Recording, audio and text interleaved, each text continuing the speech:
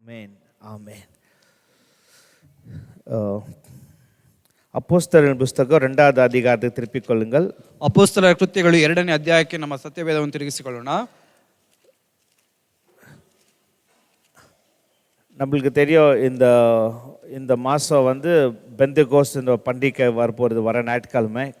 ನಮಗೆ ಎಲ್ಲರಿಗೂ ತಿಳಿದಿದೆ, ಬರುವ ಭಾನುವಾರ ಬಂದು ಪಂಚಶತಮಾನ ದಿನದ ಹಬ್ಬ ಬರುವಂಥ ದಿವಸವಾಗಿದೆ.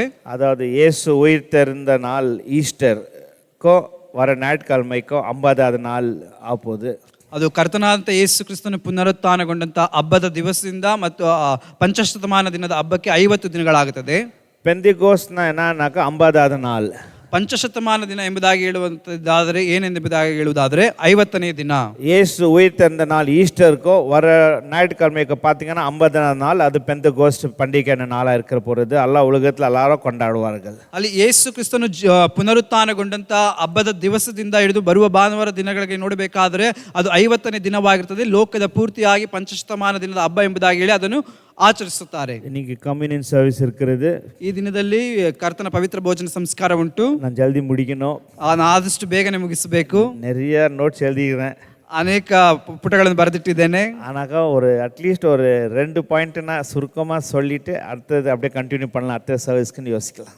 2 ವಿಷಯಗಳನ್ನಾದರೂ ಮಾತ್ರ ಕುರಿತಾಗಿ ನಾನು ಮಾತನಾಡಿ ನಂತರ ಸರ್ವಿಸ್ನಲ್ಲಿ ಮುಂದಿನ ವಿಷಯಗಳನ್ನು ನಾನು ಮಾತನಾಡ್ತೇನೆ. சில ஒரு 5 ஆஸ்பெக்ட்ஸ் ஆன் பெண்டிகாஸ்ட், ஒரு 5 காரியங்கள் பெந்தெகோஸ்த் நாளில் ஆனது. ಪಂಚಶತಮಾನ ದಿವಸದಲ್ಲಿ ನಡೆದಂಥ 5 ಕಾರ್ಯಗಳು. நம்ம எல்லா பண்டிகைகள் கொண்டாடுறோம், ನಾವು ಎಲ್ಲ ಹಬ್ಬಗಳನ್ನು ಆಚರಿಸ್ತೇವೆ. நம்ம கிறிஸ்மஸ் கொண்டாடுறோம், ನಾವು ಕ್ರಿಸ್ಮಸ್ ಹಬ್ಬವನ್ನು ಆಚರಿಸ್ತೇವೆ. அப்புறமா குட் ஃப்ரைடே, ಶುಭ ಶುಕ್ರವಾರವನ್ನು ಆಚರಣೆ ಮಾಡ್ತೇವೆ. அப்புறமா ஈஸ்டர், ನಂತರವಾಗಿ ಪುನರುತ್ಥಾನದ ಹಬ್ಬವನ್ನು ಆಚರಿಸ್ತೇವೆ. அப்புறமா பெந்தெகோஸ்ட். ಅನಂತರವಾಗಿ ಪಂಚಶತಮಾನ ದಿನದ ಹಬ್ಬವನ್ನು ಆಚರಿಸ್ತೇವೆ. நான் உங்களை ஒரு கேள்வி கேட்டாக்கா, ನಾನು ನಿಮ್ಮ ಮಧ್ಯದಲ್ಲಿ ಒಂದು ಪ್ರಶ್ನೆಯನ್ನು ಹಾಕುವುದಾದ್ರೆ, இந்த 4 பண்டிகைல எந்த பண்டிகை நீங்க தள்ளி விட்டலாம், பரவாயில்ல வாண்டான்னு விட்டலாம், என்ன சொல்வீங்க நீங்க? ಈ 4 ಹಬ್ಬಗಳಲ್ಲಿ ಯಾವುದಾದ್ರೂ ಒಂದು ಹಬ್ಬವನ್ನು ಬೇಡ ಎಂಬುದಾಗಿ ಬಿಟ್ಟು ಬಿಡೋಣ ಎಂಬುದಾಗಿ ಹೇಳುವುದಾದ್ರೆ ಯಾವ ಹಬ್ಬವನ್ನು ಬಿಟ್ಟು ಬಿಡ್ತೀರಾ? கிறிஸ்மஸா, குட் ஃப்ரைடேயா, ஈஸ்டரா, இல்லை பெந்தெகோஸ்டா, எதுனா ஒன்று நம்ம செலிப்ரேட் பண்ணுறது வானா இதை விட்டுலாம் ஒன்றுனாக்கா எத்த சொல்வீங்க? ಕ್ರಿಸ್ಮಸ್ ಹಬ್ಬವಾ, ಇಲ್ಲವಾದರೆ ಶುಭ ಶುಕ್ರವಾರದ ಹಬ್ಬವಾ, ಇಲ್ಲವಾದರೆ ಪುನರುತ್ಥಾನದ ಹಬ್ಬವಾ, ಇಲ್ಲ ಪಂಚಶತಮಾನ ದಿನ ಹಬ್ಬವಾ, ಈ 4ರಲ್ಲಿ ಯಾವುದು ಬೇಡ ಎಂಬುದಾಗಿ ಬಿಟ್ಟು ಬಿಡೋಣ ಎಂಬುದಾಗಿ ನೀವು ನೆನೆಸ್ತೀರಾ? சொல்லுங்க, எத்த விட்டுலாம் நினைக்கிறீங்க? யாரும் சொல்ல மாட்டீங்களா? ಯಾರು ಹೇಳೋದಿಲ್ವಾ? சரி, நம்ம எல்லாம் என்ன நினைக்கும், ஐயோ டிசம்பர் மாதம் வந்தாலே கிறிஸ்மஸ் இல்லாத அந்த ஒரு வருஷம் இருக்குமா? ಅಲ್ಲಿ ಡಿಸೆಂಬರ್ ತಿಂಗಳು ಬರುವುದಾದ್ರೆ ಕ್ರಿಸ್ಮಸ್ ಇಲ್ಲದೆ ವರ್ಷ ಇರೋದಕ್ಕೆ ಸಾಧ್ಯವಾಗುತ್ತಾ ಎಂಬುದಾಗಿ ನೆನೆಸ್ತೇವೆ. குட் ஃப்ரைடே கொண்டாடணும், அப்போ ಅದನ್ನ ಮೀನಿಂಗ್ ಗುಡ್ ಫ್ರೈಡೇக்கு ನಾವು ಶುಭ ಶುಕ್ರವಾರವನ್ನು ಆಚರಣೆ ಮಾಡಲಿಲ್ಲ ಅಂದ್ರೆ ಶುಭ ಶುಕ್ರವಾರಕ್ಕೆ ಏನು ಅರ್ಥ? ஈஸ்டர் ரொம்ப முக்கியமானது, ஆண்டவர் உயிர் தெழுந்தாரு. ಅಲ್ಲಿ ಪುನರುತ್ಥಾನ ಹಬ್ಬ ನೋಡುವುದಾದ್ರೆ ಬಹಳ ಮುಖ್ಯವಾದದ್ದು, ಯಾಕಂದ್ರೆ ಯೇಸು ಕ್ರಿಸ್ತನು ಪುನರುತ್ಥಾನಗೊಂಡಂತ ದಿವಸ. ஆனால் பெந்தெகோஸ்த் பரவாயில்ல, அது ஒன்றும் அவ்வளோ முக்கியம் இல்லை, விட்டுடலாம். அத்தை நீங்கள் நான் கூட அத்தான் யோசிக்குவேன். ಅಲ್ಲಿ ಪಂಚಶತಮಾನದ ಹಬ್ಬ ಅಷ್ಟೊಂದೇನು ಪ್ರಾಮುಖ್ಯತೆ ಇಲ್ಲ, ಅದನ್ನು ಬಿಟ್ಟು ಬಿಡೋಣ ಎಂಬುದಾಗಿ ನಾವು ಕೂಡ ನೆನೆಸ್ತೇವೆ. இப்போ உங்களை கேட்டாக்கா, பிரதர் இது 3 முக்கியம் பிரதர், நான் ஒன்று தள்ளிடணும்னு நீங்கள் கேட்டிங்கன்னாக்கா, இதை வந்து பெந்தெகோஸ்தை நான் கொஞ்சம் தள்ளி வச்சிடுறேன், I will forgo that Pentecost feast.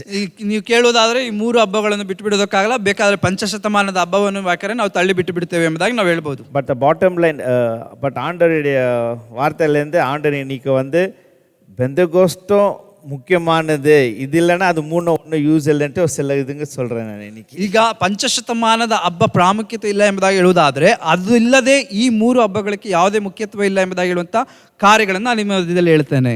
There is no Good Friday without the coming of Jesus Christ of Christmas. ಅಲ್ಲಿ ಶುಭ ಶುಕ್ರವಾರ ಇಲ್ಲದೆ ಯೇಸು ಕ್ರಿಸ್ತನ ಬರವಣಿಗೆ ಇಲ್ಲದೆ ಹೊರತಾಗಿ ಅಲ್ಲಿ ಕ್ರಿಸ್ಮಸ್ ಮತ್ತು ಶುಭ ಶುಕ್ರವಾರ ಇಲ್ಲ. ಗುಡ್ ಫ್ರೈಡೆ ನಮ್ಗೆಲ್ಲ ತೇವೆ, ಶುಭ ಶುಕ್ರವಾರ ನಮ್ಮೆಲ್ಲರಿಗೂ ಅವಶ್ಯಕತೆ. ಆಂಡவர் ನಮಗೆ ಸಿಲುಬೆಯಲ್ಲಿ ಜಯತೆ ಕೊಡ್ತಾರೆ. ಯಾಕಂದ್ರೆ ಕರ್ತನಾದ ಯೇಸು ಕ್ರಿಸ್ತ ನಮಗೆ ಶಿಲುಬೆ ಮೇಲೆ ಜಯವನ್ನು ಕೊಟ್ಟನು. 2000 வருஷத்துக்கு முன்ன இயேசு இந்த பூமிக்கு வந்து இப்போ இருக்காது இருந்தாக்கா, இது நம்ம கிறிஸ்மஸ் செலிப்ரேட் பண்ணுறோம், அப்போ குட் ஃப்ரைடே ஒன்றும் மீனிங்கே இருக்காது.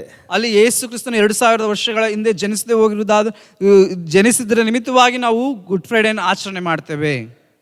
ಗುಡ್ ಫ್ರೈಡೆ ಸೆಲೆಬ್ರೇಟ್ பண்ணுறோம், ಗುಡ್ ಫ್ರೈಡೇನ ಆಚರಣೆ ಮಾಡ್ತೇವೆ. ಬಟ್ ಈಸ್ಟರ್ இல்லைனாக்கா குட் ஃப்ரைடே ஒன்றும் ಪ್ರಯೋಜನ ಇಲ್ಲ. ಅಲ್ಲಿ ಈಸ್ಟರ್ ಇಲ್ಲದೆ ಹೋದರೆ ಗುಡ್ ಫ್ರೈಡೇ ಏನಕ್ಕೂ ಪ್ರಯೋಜನವಿಲ್ಲ. ஈஸ்டர் இல்லைனாக்கா குட் ஃப்ரைடே வந்து ஏதோ ஒரு ஜீசஸ் வந்து சிலுவையில் ஒரு மார்ட்டர், ஒரு ரத்த சாட்சியாக மரித்தாருன்னு தான் இருக்கும். ಅಲ್ಲಿ ಈಸ್ಟರ್ ಇಲ್ಲದೆ ಹೋಗಿದ್ದರೆ ಗುಡ್ ಫ್ರೈಡೆ ಏನೋ ಯೇಸು ಕ್ರಿಸ್ತನು ರಕ್ತ ಸಾಕ್ಷಿಯಾಗಿ ಶಿಲುಬೆ ಮೇಲೆ ಮರಣ ಹೊಂದಿದನು ಎಂಬುದಾಗಿ ಹೇಳಿ ಅದನ್ನ ನೆನೆಸ್ತಿದ್ರು ಅಷ್ಟೇ. ஆனாக்கா ஈஸ்டர் சண்டே மார்னிங் இயேசு சிலுவையில் மரித்தது மாத்திரம் இல்லை, 3ஆம் நாள் உயிர்த்தெழுந்தார்.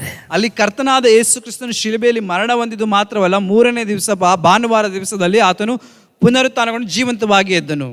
எல்லாம் முக்கியமாக இருக்கிறது போல பெந்தெகோஸ்தும் ரொம்ப முக்கியமாக இருக்கிற நாள். ಇವೆಲ್ಲವೂ ಮುಖ್ಯವಾಗಿರುವ ರೀತಿಯಲ್ಲಿ ಪಂಚಶತಮಾನದ ಹಬ್ಬವು ಬಹಳ ಪ್ರಾಮುಖ್ಯವಾಗಿದೆ. Because on Pentecost there was a birth of church. பெந்தெகோஸ்ட்னால தான் சபை ஒரு ಬರ್ತ್ ಆನது. ಅಲ್ಲಿ ಪಂಚಶತಮಾನ ದಿನದ ಹಬ್ಬ ನೋಡಬೇಕಾದ್ರೆ ಏನೆಂಬುದಾಗಿ ಹೇಳುವುದಾದ್ರೆ ಅಲ್ಲಿ ಸಭೆ ಎಂಬುದಾಗಿ ಹೇಳುವಂತದ್ದು ಹುಟ್ಟಿಕೊಂಡದ್ದೇ ಅದು ಪಂಚಶತಮಾನ ದಿವಸದ ಹಬ್ಬ ದಿವಸದಾಗಿದೆ. பெந்தெகோஸ்ட் நாள்ல தான் ஒரு சபையே ஒரு உருவானது. ಅಲ್ಲಿ ಪಂಚಶತಮಾನ ದಿನದ ಹಬ್ಬದ ದಿವಸವೇ ಸಭೆ ಅಲ್ಲಿ ಹುಟ್ಟಿಕೊಂಡಿದ್ದು. On the day of Pentecost God gave his spirit to dwell in us. ಅಲ್ಲಿ ಪಂಚಶತಮಾನ ದಿವಸದ ಹಬ್ಬದ ದಿವಸದಂದು ದೇವರು ತನ್ನ ಆತ್ಮವನ್ನು ನಮ್ಮೆಲ್ಲರಿಗೂ ಅನುಗ್ರಹಿಸಿದನು. ஹalleluya ஹalleluya ஹalleluya ஹalleluya. இன்னைக்கு நம்ம வெற்றியா இருக்கிறோம்னாக்கா எல்லாம் 3 இருக்கிறதோ சரி, ஆனால் பெந்தெகோஸ்து இன்னும் முக்கியமாக இருக்கிறது நம்மளுக்கு ஆண்டவருடைய பரிசுத்த ஆவியானவர் நம்மளுக்கு கொடுத்திருக்கிறாரு. ಅಲ್ಲಿ ನಾವು ಜಯವಾಗಿದ್ದೇವೆ ಎಂಬುದಾಗಿ ಹೇಳುವುದಾದ್ರೆ ಆ 3 ಆತ್ಮಗಳು ತಂದೆ ಪರಿಶುದ್ಧ ಆತ್ಮನು ಅವೆಲ್ಲವೂ ನಮಗೆ ಕೊಡಲ್ಪಟ್ಟಿರುವಂತದ್ದಾಗಿದೆ. பைபிள்ல 9 ஆவியின் வரங்கள் இருக்கிறது. ಅಲ್ಲಿ ಸತ್ಯವೇದದಲ್ಲಿ ಗಮನಿಸಿ ನೋಡುವುದಾದರೆ 9 ಪವಿತ್ರಾತ್ಮನ ವರಗಳಿದೆ. அதுல ஒரு வரம் gift of faith. ಅಲ್ಲಿ ಒಂದು ವರ ಬಂದು ಅಲ್ಲಿ ನಂಬಿಕೆ ವರವಾಗಿದೆ, விசுவாசத்தின் வரம். ಅಲ್ಲಿ ನಂಬಿಕೆ ವರವಾಗಿದೆ. அது விசுவாசம் நம்மளுக்கு இல்லைனாக்கா கிறிஸ்டியானிட்டியே இல்லை. ಅಲ್ಲಿ ಆ ನಂಬಿಕೆ ಎಂಬುವ ಹೇಳುವಂತ ವರ ಇಲ್ಲದೆ ಹೋದರೆ ಅಲ್ಲಿ ಕ್ರೈಸ್ತತ್ವವೇ ಇರೋದಿಲ್ಲ. பரிசுத்த ஆவியானவர் இன்னொரு பேர் இருக்கிறது விசுவாசத்தின் ஆவி. ಅಲ್ಲಿ ಪರಿಶುದ್ಧ ಆತ್ಮನಿಗೆ ಇರತಕ್ಕಂತ ಮತ್ತೊಂದು ಹೆಸರು ಅಲ್ಲಿ ವಿಶ್ವಾಸದ ಆತ್ಮನು.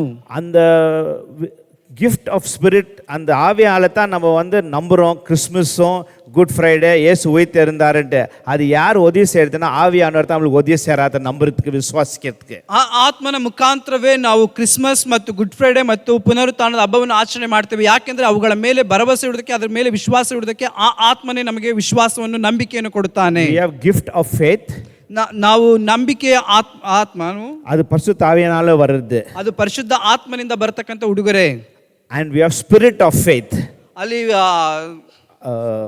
ನಂಬಿಕೆಯ ಆತ್ಮನು இது இருக்கிற தொட்டு தான் நம்ம ஆண்டவர் நம்மளுக்காக சிலுவையில் மரித்தாரு, உயிர்த்தெழுந்தாரு விசுவாசிக்கிறோம். அது எப்படின்னா பரிசுத்த ஆவி ஆண்டவர் மூலியமா தான் ஆவறது. ಈ ಪರಿಶುದ್ಧ ಆತ್ಮನು ಇರುವುದರ ನಿಮಿತ್ತವಾಗಿ ಕರ್ತನಾದ ಯೇಸು ಕ್ರಿಸ್ತನು ಸತ್ತನು, ಜೀವಂತವಾಗಿ ಎದ್ದನು ಎಂಬುದಾಗಿ ಹೇಳಿ ನಾವು ವಿಶ್ವಾಸವನ್ನು ಇಡುವವರಾಗಿರ್ತೇವೆ. நம்ம ரட்சிப்பு நாள்ல அறிக்கை செய்றோம், ஆண்டவரே என் உள்ளத்துல வாங்கோ, நீங்க மரித்தீங்க உயிர்த்தெழுந்தீங்க, நம்ம விசுவாசத்தோட நம்ம அறிக்கை செய்றோம்.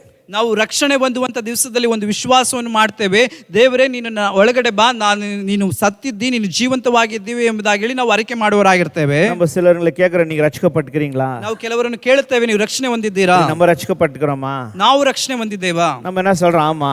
ನಾವೇನ್ ಹೇಳ್ತೇವೆ? ಹೌದು ಎಂಬುದಾಗಿ. நம்ம பாவத்தை அறிக்கை செய்து இயேசு நம்ம உள்ளத்துல எடுத்துட்டு இருக்கிறோம். ನಾವು ನಮ್ಮ ಪಾಪವನ್ನು ಅರಿಕೆ ಮಾಡಿ ಕರ್ತನಾದಂತ ಯೇಸು ಕ್ರಿಸ್ತನನ್ನು ನಮ್ಮ ಒಳಗೆ ಅಂಗೀಕರಿಸಿಕೊಂಡಿದ್ದೇವೆ. நம்ம சபைக்கு வரோம், ನಾವು ಸಭೆಗೆ ಕೂಡಿ ಬರ್ತೇವೆ, போதகர் பேசுறாருங்க, ಅಲ್ಲಿ ಬೋಧಕರು ಮಾತನಾಡ್ತಾರೆ. அப்ப நம்மளுக்குள்ள ஒரு இதாவது, ಆಗ ನಮ್ಮೊಳಗೆ ಒಂದು ಕಾರ್ಯ ಉಂಟಾಗ್ತದೆ. அப்ப நான் ஆண்டருக்கு ஒப்பு கொடுக்கிறேன், ನಾನು ಅವಾಗ ದೇವರಿಗೆ ನನ್ನ ಸಮರ್ಪಿಸುತ್ತೇನೆ. சரி, நம்ம ஆண்டருக்கு ஒப்பு கொடுக்கிறோம், ஆண்டவரை ரட்சகரா ஏற்றுக்கொள்கிறோம். ಆಗ ನಾವು ದೇವರಿಗೆ ನಮ್ಮನ್ನು ಸಮರ್ಪಿಸಿಕೊಡ್ತೇವೆ, ನಾವು ದೇವರನ್ನು ರಕ್ಷಕನಾಗಿ ಅಂಗೀಕರಿಸಿಕೊಳ್ತೇವೆ. புரியுதுங்களா? ನಾನು ಹೇಳೋದು ಅರ್ಥವಾಗ್ತಿದೆ. உன்ன என்ன சொல்றேன்னா, உன்ன I want to tell something. ಮತ್ತೊಂದು ಕಾರ್ಯವನ್ನು ನಾನು ಹೇಳೋದು ಬಯಸ್ತೇನೆ. It's the Holy Spirit that takes you and introduces to Jesus. ಈಗ ಪರಿಶುದ್ಧ ಆತ್ಮನು ನಿನ್ನನ್ನು ತೆಗೆದುಕೊಂಡು ಹೋಗಿ ಯೇಸು ಕ್ರಿಸ್ತನಿಗೆ ಪರಿಚಯ ಮಾಡಿಸುತ್ತಾನೆ. அல்லேலூயா அல்லேலூயா. பரிசுத்த ஆவியானவர் தான் நம்மளை கன்விக்ட் பண்ணிட்டு நம்ம சுவிசேஷத்தை கேட்கும்போது நம்ம பாவம் செய்த எல்லாம் இது கன்விக்ட் பண்ணி ஹோலி ஸ்பிரிட்டா இயேசு கிட்ட போய் ಇಂಟ್ರೊಡ್ಯೂಸ್ பண்றாரு. ಅಲ್ಲಿ ಪರಿಶುದ್ಧ ಆತ್ಮನು ನಾವು ದೇವರ ವಾಕ್ಯವನ್ನು ಕೇಳಿ ಆತನನ್ನು ಅಂಗೀಕರಿಸಿಕೊಳ್ಳುವಂತ ಸಂದರ್ಭದಲ್ಲಿ ನಮ್ಮ ಪಾಪಗಳನ್ನೆಲ್ಲ ಅಲ್ಲಿ ಕ್ಷಮಿಸಿ ಕರ್ತನಾದಂತ ಯೇಸು ಕ್ರಿಸ್ತನ ಬಳಿಯಲ್ಲಿ ನಮ್ಮನ್ನು ಪರಿಚಯ ಪಡಿಸುತ್ತಾನೆ. அல்லேலூயா அல்லேலூயா. பரிசுத்த ஆவியானவர் தான் இயேசு அந்த மரியா கர்ப்பத்துல உருவானாரு. ಅಲ್ಲಿ ಪರಿಶುದ್ಧ ಆತ್ಮನ ಅಲ್ಲಿ ಮರಿಯಳ ಗರ್ಭದಲ್ಲಿ ರೂಪಿಸಲ್ಪಟ್ಟನು. Amen amen. ஹல்லேலூயா. அல்லேலூயா. இயேசு எப்படி வந்தானா அந்த மரியாள் கர்ப்பத்துல பரிசுத்த ஆவியானவரால ಉಂಟಾಕಿனார். ಅಲ್ಲಿ ಯೇಸು ಕ್ರಿಸ್ತನು ಹೇಗೆ ಬಂದನು ಎಂಬುದಾಗಿ ಹೇಳಿದರೆ ಪರಿಶುದ್ಧಾತ್ಮನ ಮುಖಾಂತರವಾಗಿ ಮರಿಯಳ ಗರ್ಭದಲ್ಲಿ ರೂಪಿಸಲ್ಪಟ್ಟನು. எபிரேயர் புக்ல பாத்தீங்கன்னாக்கா பரிசுத்த ஆவியானவர் மூலமா அவர் வந்து சிலுவையில ஒப்பு கொடுத்தாருன்னு பைபிள் இருக்குது. ಅಲ್ಲಿ ಇಬ್ರಿಯರ ಪುಸ್ತಕದಲ್ಲಿ ನಾವು ಗಮನಿಸಿ ನೋಡುವುದಾದರೆ ಪರಿಶುದ್ಧಾತ್ಮನ ಮುಖಾಂತರವಾಗಿ ಕರ್ತನಾದ ಯೇಸು ಕ್ರಿಸ್ತನು ಶಿಲುಬೆ ಮೇಲೆ ಒಪ್ಪಿಸಿಕೊಟ್ಟನು ಎಂಬುದಾಗಿ ಇಲ್ಲಿ ಬರೆಯಲ್ಪಟ್ಟಿದೆ. பைபிள் என்ன இருக்கு, பரிசுத்த ஆவியானவர் செத்து போன அந்த சரீரத்தை புயிர்ப்பிடித்து ஆண்டவர் உயிர்த்தெழுந்தாருன்னு பைபிள் இருக்குது. ಅಲ್ಲಿ ಸತ್ಯವೇದ ವಾಕ್ಯ ಹೇಳುತ್ತದೆ, ಸತ್ತು ಹೋಗಿರತಕ್ಕಂಥ ಆತ್ಮವನ್ನು ಪರಿಶುದ್ಧಾತ್ಮನು ಅಲ್ಲಿ ಉಜ್ಜೀವನಗೊಳಿಸಿದನು ಎಂಬುದಾಗಿ ಹೇಳಿ ಬರೆಯಲ್ಪಟ್ಟಿದೆ. புரியுதுங்களா? ಅರ್ಥವಾಗುತ್ತಿದೆಯಾ? பைபிள் என்ன சொல்லுது, பிதானவர் இயேசுவை அபிஷேகம் பண்ணி வல்லமையால் அபிஷேகம் பண்ணி அவர் போய் சுகத்தை எல்லாத்துக்கும் சுகத்தை கொடுத்து பிசாசுகளுக்கெல்லாம் விடுதலை கொடுத்தார் பைபிள் இருக்குது. ಅಲ್ಲಿ ತಂದೆಯಾದ ದೇವರು ಪರಿಶುದ್ಧಾತ್ಮನ ಮುಖಾಂತರವಾಗಿ ಯೇಸು ಕ್ರಿಸ್ತನಿಗೆ ಅಲ್ಲಿ ಬಿಡುಗಡೆ ಮಾಡುವಂತ ಎಲ್ಲರೂ ವ್ಯಾಧಿಯಸ್ಥರನ್ನು ಬಿಡುಗಡೆ ಮಾಡುವಂತ ಕಾರ್ಯವನ್ನು ಮಾಡಿದನು ಎಂಬುದಾಗಿ ಹೇಳಿ ಸತ್ಯವೇದ ಹೇಳುತ್ತದೆ. ஸோ நீங்கள் பார்த்தீங்கன்னாக்கா இயேசு வந்ததும் கிறிஸ்மஸும் சரி இல்லை குட் ஃப்ரைடேயும் சரி ஈஸ்டர் சரி, the main role was the holy spirit was there. ಅಲ್ಲಿ ಕರ್ತನಾದ ಯೇಸು ಕ್ರಿಸ್ತನು ಜನಿಸಿದ ಕಾರ್ಯವಾಗಿರಬಹುದು, ಶಿಲುಬೆಯಲ್ಲಿ ಏರಲ್ಪಟ್ಟಂತ ಕಾರ್ಯವಾಗಿರಬಹುದು, ಪುನರುತ್ಥಾನಗೊಂಡಂತ ಕಾರ್ಯ, ಇದಕ್ಕೆಲ್ಲ ಮುಖ್ಯವಾದಂತ ಪ್ರಾಮುಖ್ಯವಾದದ್ದು ಎಂಬುದಾಗಿ ಹೇಳಿದರೆ ಪರಿಶುದ್ಧ ಆತ್ಮನಾಗಿದ್ದಾನೆ. ஆமென். ಆಮೆನ್. பரிசுத்த ஆவியானவர் இந்த பெந்தெகோஸ்த் நாள்ல பரிசுத்த ஆவியானவர் வராதிருந்தாக்கா all three would have not been meaningful. ಅಲ್ಲಿ ಪಂಚಶತಮಾನ ದಿವಸದಲ್ಲಿ ಪರಿಶುದ್ಧ ಆತ್ಮನು ಬರದೇ ಇದ್ದುದಾದರೆ ಈ ಮೂರು ಹಬ್ಬಗಳಿಗೆ ಯಾವುದೇ ಅರ್ಥ ಇರುತ್ತಿರಲಿಲ್ಲ. ஆமென். ಆಮೆನ್. இப்போ எதுனா ஒன்று தள்ளி வைக்கிறேன்னா எது தள்ளி வைக்குவீங்க நீங்க? ಈಗ ನೀವು ಯಾವುದಾದರೂ ಒಂದನ್ನು ತಳ್ಳಿ ಬಿಡುತ್ತೇನೆ ಎಂಬುದಾಗಿ ಹೇಳುವುದಾದ್ರೆ ಯಾವುದನ್ನು ತಳ್ಳಿ ಬಿಡ್ತೀರಾ? பிரதர் பெந்தெகோஸ்து தான் தள்ளி வைக்கலாம்னு நினச்சேன், நீங்கள் சொன்ன பின் எனக்கு தெரிஞ்சு பிரதர் அல்ல நாளை தேவை நம்மளுக்குன்ட்டு. ஆமென். ನಾನು ನೀವು ಹೇಳುವುದಕ್ಕಿಂತ ಮುಂಚೆ ನಾನು ನೆನೆಸಿದೇನು ಪಂಚಶತಮಾನದಿಂದ ಹಬ್ಬವನ್ನು ತಳ್ಳಿ ಬಿಡಬೇಕು ಹೇಳಬೇಕೆಂಬುದಾಗಿ, ಆದರೆ ನೀವು ಹೇಳಿದ ನಂತರವೇ ಅರ್ಥವಾಯಿತು ಎಲ್ಲವೂ ನಾಲ್ಕು ಪ್ರಾಮುಖ್ಯವಾಗಿದೆ ಎಂಬುದಾಗಿ ಹೇಳಿ.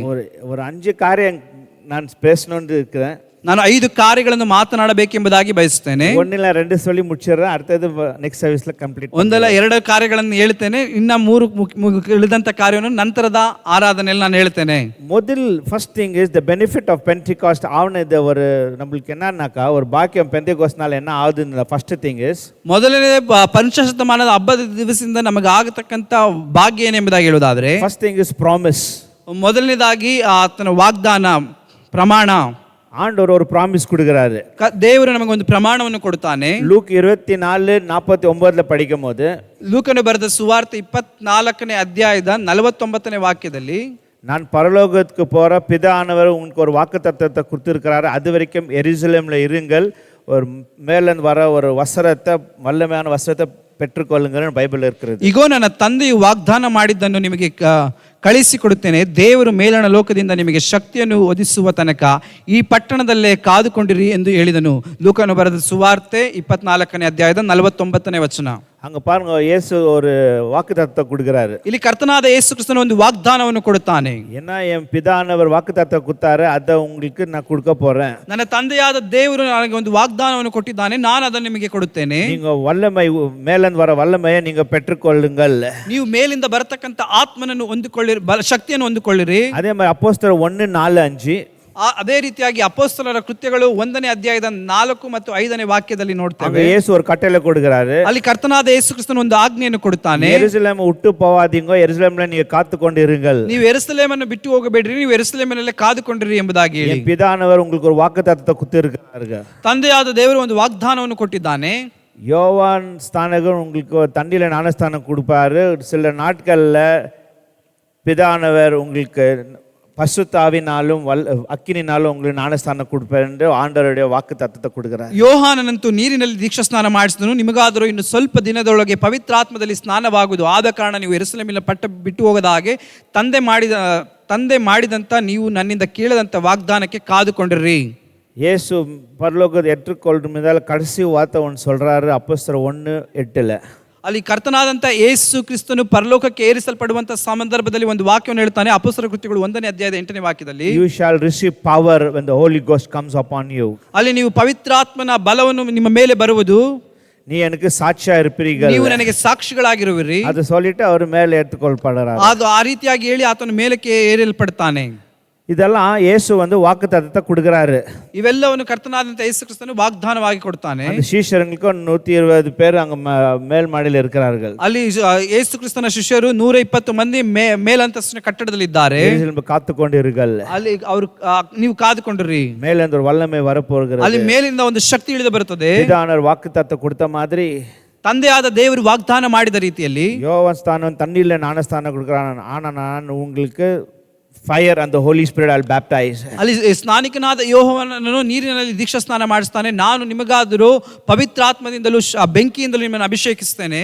ಇದೇ ಮಾದರಿ ಅಪೊಸ್ತಲರು 2:17-18 படிக்கும்போது ಇದೇ ರೀತಿಯಾಗಿ ಅಪೊಸ್ತಲರ ಕೃತ್ಯಗಳು 2ನೇ ಅಧ್ಯಾಯದ 17 ಮತ್ತು 18ನೇ ವಾಕ್ಯದಲ್ಲಿ ನಾವು ಓದಿ ನೋಡುವುದಾದ್ರೆ 100 ವರ್ಷங்களுக்கு முன்ன இதே மாதிரி ஒரு தீர்க்க தரிசனம் ஒரு யோவேல் மூலமா ஆண்டவர் பேசுறாரு. ಇದೇ ರೀತಿ 100 ವರ್ಷಗಳ ಹಿಂದೆ ಪ್ರವಾದಿಯಾದಂತ ಯೋವೇಲನ ಮುಖಾಂತರವಾಗಿ ಈ ವಾಕ್ಯವು ಪ್ರಕಟವಾಗಿದೆ. ಯೋವೇಲ್ 2:28-29 படிக்கும்போது ಅಲ್ಲಿ ಯೋವೇಲನ ಪ್ರವಾದನ ಗ್ರಂಥ 2ನೇ ಅಧ್ಯಾಯದ 28ನೇ ವಾಕ್ಯದಲ್ಲಿ ನಾವು ನೋಡುವುದಾದ್ರೆ 28-29 படிக்கும்போது 28-29ನೇ ವಾಕ್ಯವನ್ನು ನೋಡುವುದಾದ್ರೆ ಅಲ್ಲಿ என்ன இருக்குது, கடைசி நாள்ல எல்லா மாம்சத் மேல பரிசுத்த ஆவியானவர் ஊற்றப்படும். ಅಲ್ಲಿ ಕಡೆಗಾಲದಲ್ಲಿ ಮಾಂಸವಾಗಿರತಕ್ಕಂತ ಎಲ್ಲರ ಮೇಲೆ ಪರಿಶುದ್ಧಾತ್ಮನು ಸುರಿಸಲ್ಪಡ್ತಾನೆ. ಇದು ஒரு ஆண்டவருடைய வாக்குத்தத்தம். எவ்வளவோ வருஷங்கள் 100 வருஷங்களுக்கு முன்னால ஆண்டவர் வாக்குத்தத்தத்தை கொடுக்கிறாரு. ಅಲ್ಲಿ ಸುಮಾರು 100 ವರ್ಷಗಳಕ್ಕಿಂತ ಮುಂಚಿತವಾಗಿ ದೇವರು ವಾಗ್ದಾನವನ್ನು ಇಲ್ಲಿ ಕೊಡುತ್ತಾನೆ.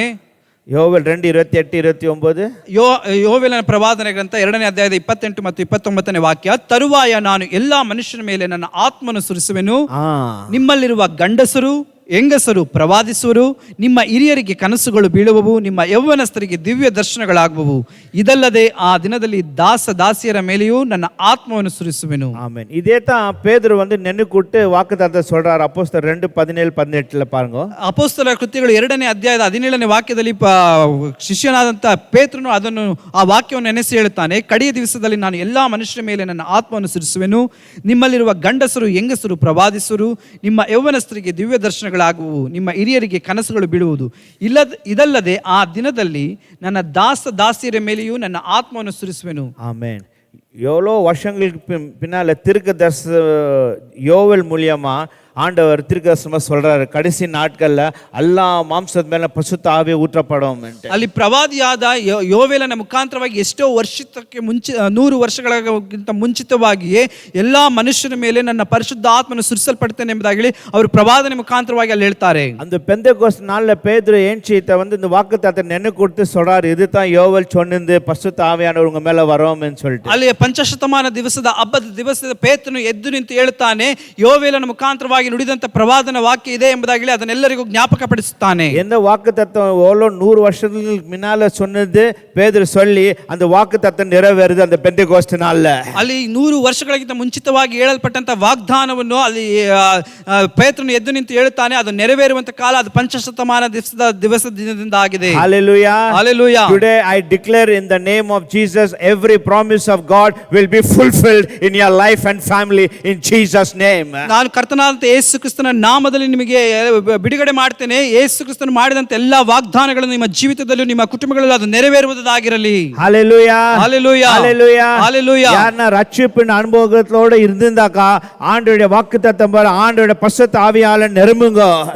ಯಾರಾದರೂ ರಕ್ಷಣೆ ಅನುಭವದಲ್ಲಿ ಇರುವುದಾದರೆ ಪರಿಶುದ್ಧ ಆತ್ಮನ ಅನುಭವದಿಂದ ನೀವು ತುಂಬಿದವರಾಗಿರ್ರಿ. ரட்சிப்புன்றது ஒரே ஒரு பாகவம். ರಕ್ಷಣೆ ಎಂಬುದಾಗಿ ಹೇಳುವಂತದ್ದು ಅದು ಒಂದೇ ಒಂದು ಭಾಗವಾಗಿದೆ. பரிசுத்த ஆவியால நம்ம அபிஷேகத்தை பெற்றுக்கொள்ளணும். ನಾವು ಪರಿಶುದ್ಧ ಆತ್ಮನಿಂದ ಅಭಿಷೇಕವನ್ನು ಹೊಂದಿಕೊಳ್ಳಬೇಕು. ஹalleluya. Hallelujah. இன்னைக்கு நிறைய பேர் ரட்சிப்பின் இதுலயே சந்தோஷமா காலத்தை ஓட்டுறாங்க கிறிஸ்தவ வாழ்க்கை. ಈ ದಿನದಲ್ಲಿ ಅನೇಕ ಕ್ರೈಸ್ತರು ರಕ್ಷಣೆ ಹೊಂದಿಕೊಂಡ ಕಾರ್ಯದಲ್ಲಿ ಸಂತೋಷವಾಗಿ ಆ ಜೀವನವನ್ನು ನಡೆಸುತ್ತಾರೆ. ಬಟ್ ஒரு பெரிய பொக்கிஷத்தை நீங்க மிஸ் பண்றீங்க. அந்த அபிஷேகத்தை நீங்க பெற்றுக்கொள்ளனக்கா ಒಂದು ದೊಡ್ಡ ಬೊಕ್ಕಸವನ್ನು ಒಂದು ಸಂತೋಷವನ್ನು ನೀವು ತಪ್ಪಿಸಿಕೊಳ್ಳುತ್ತಾ ಇದ್ದೀರಿ. ನೀವು ಅಭಿಷೇಕವನ್ನು ಹೊಂದಿಕೊಳ್ಳದೆ ಹೋದರೆ பேதுரு வாக்குத்தத்தத்தை சொல்றாரு ஜனங்களுக்கு.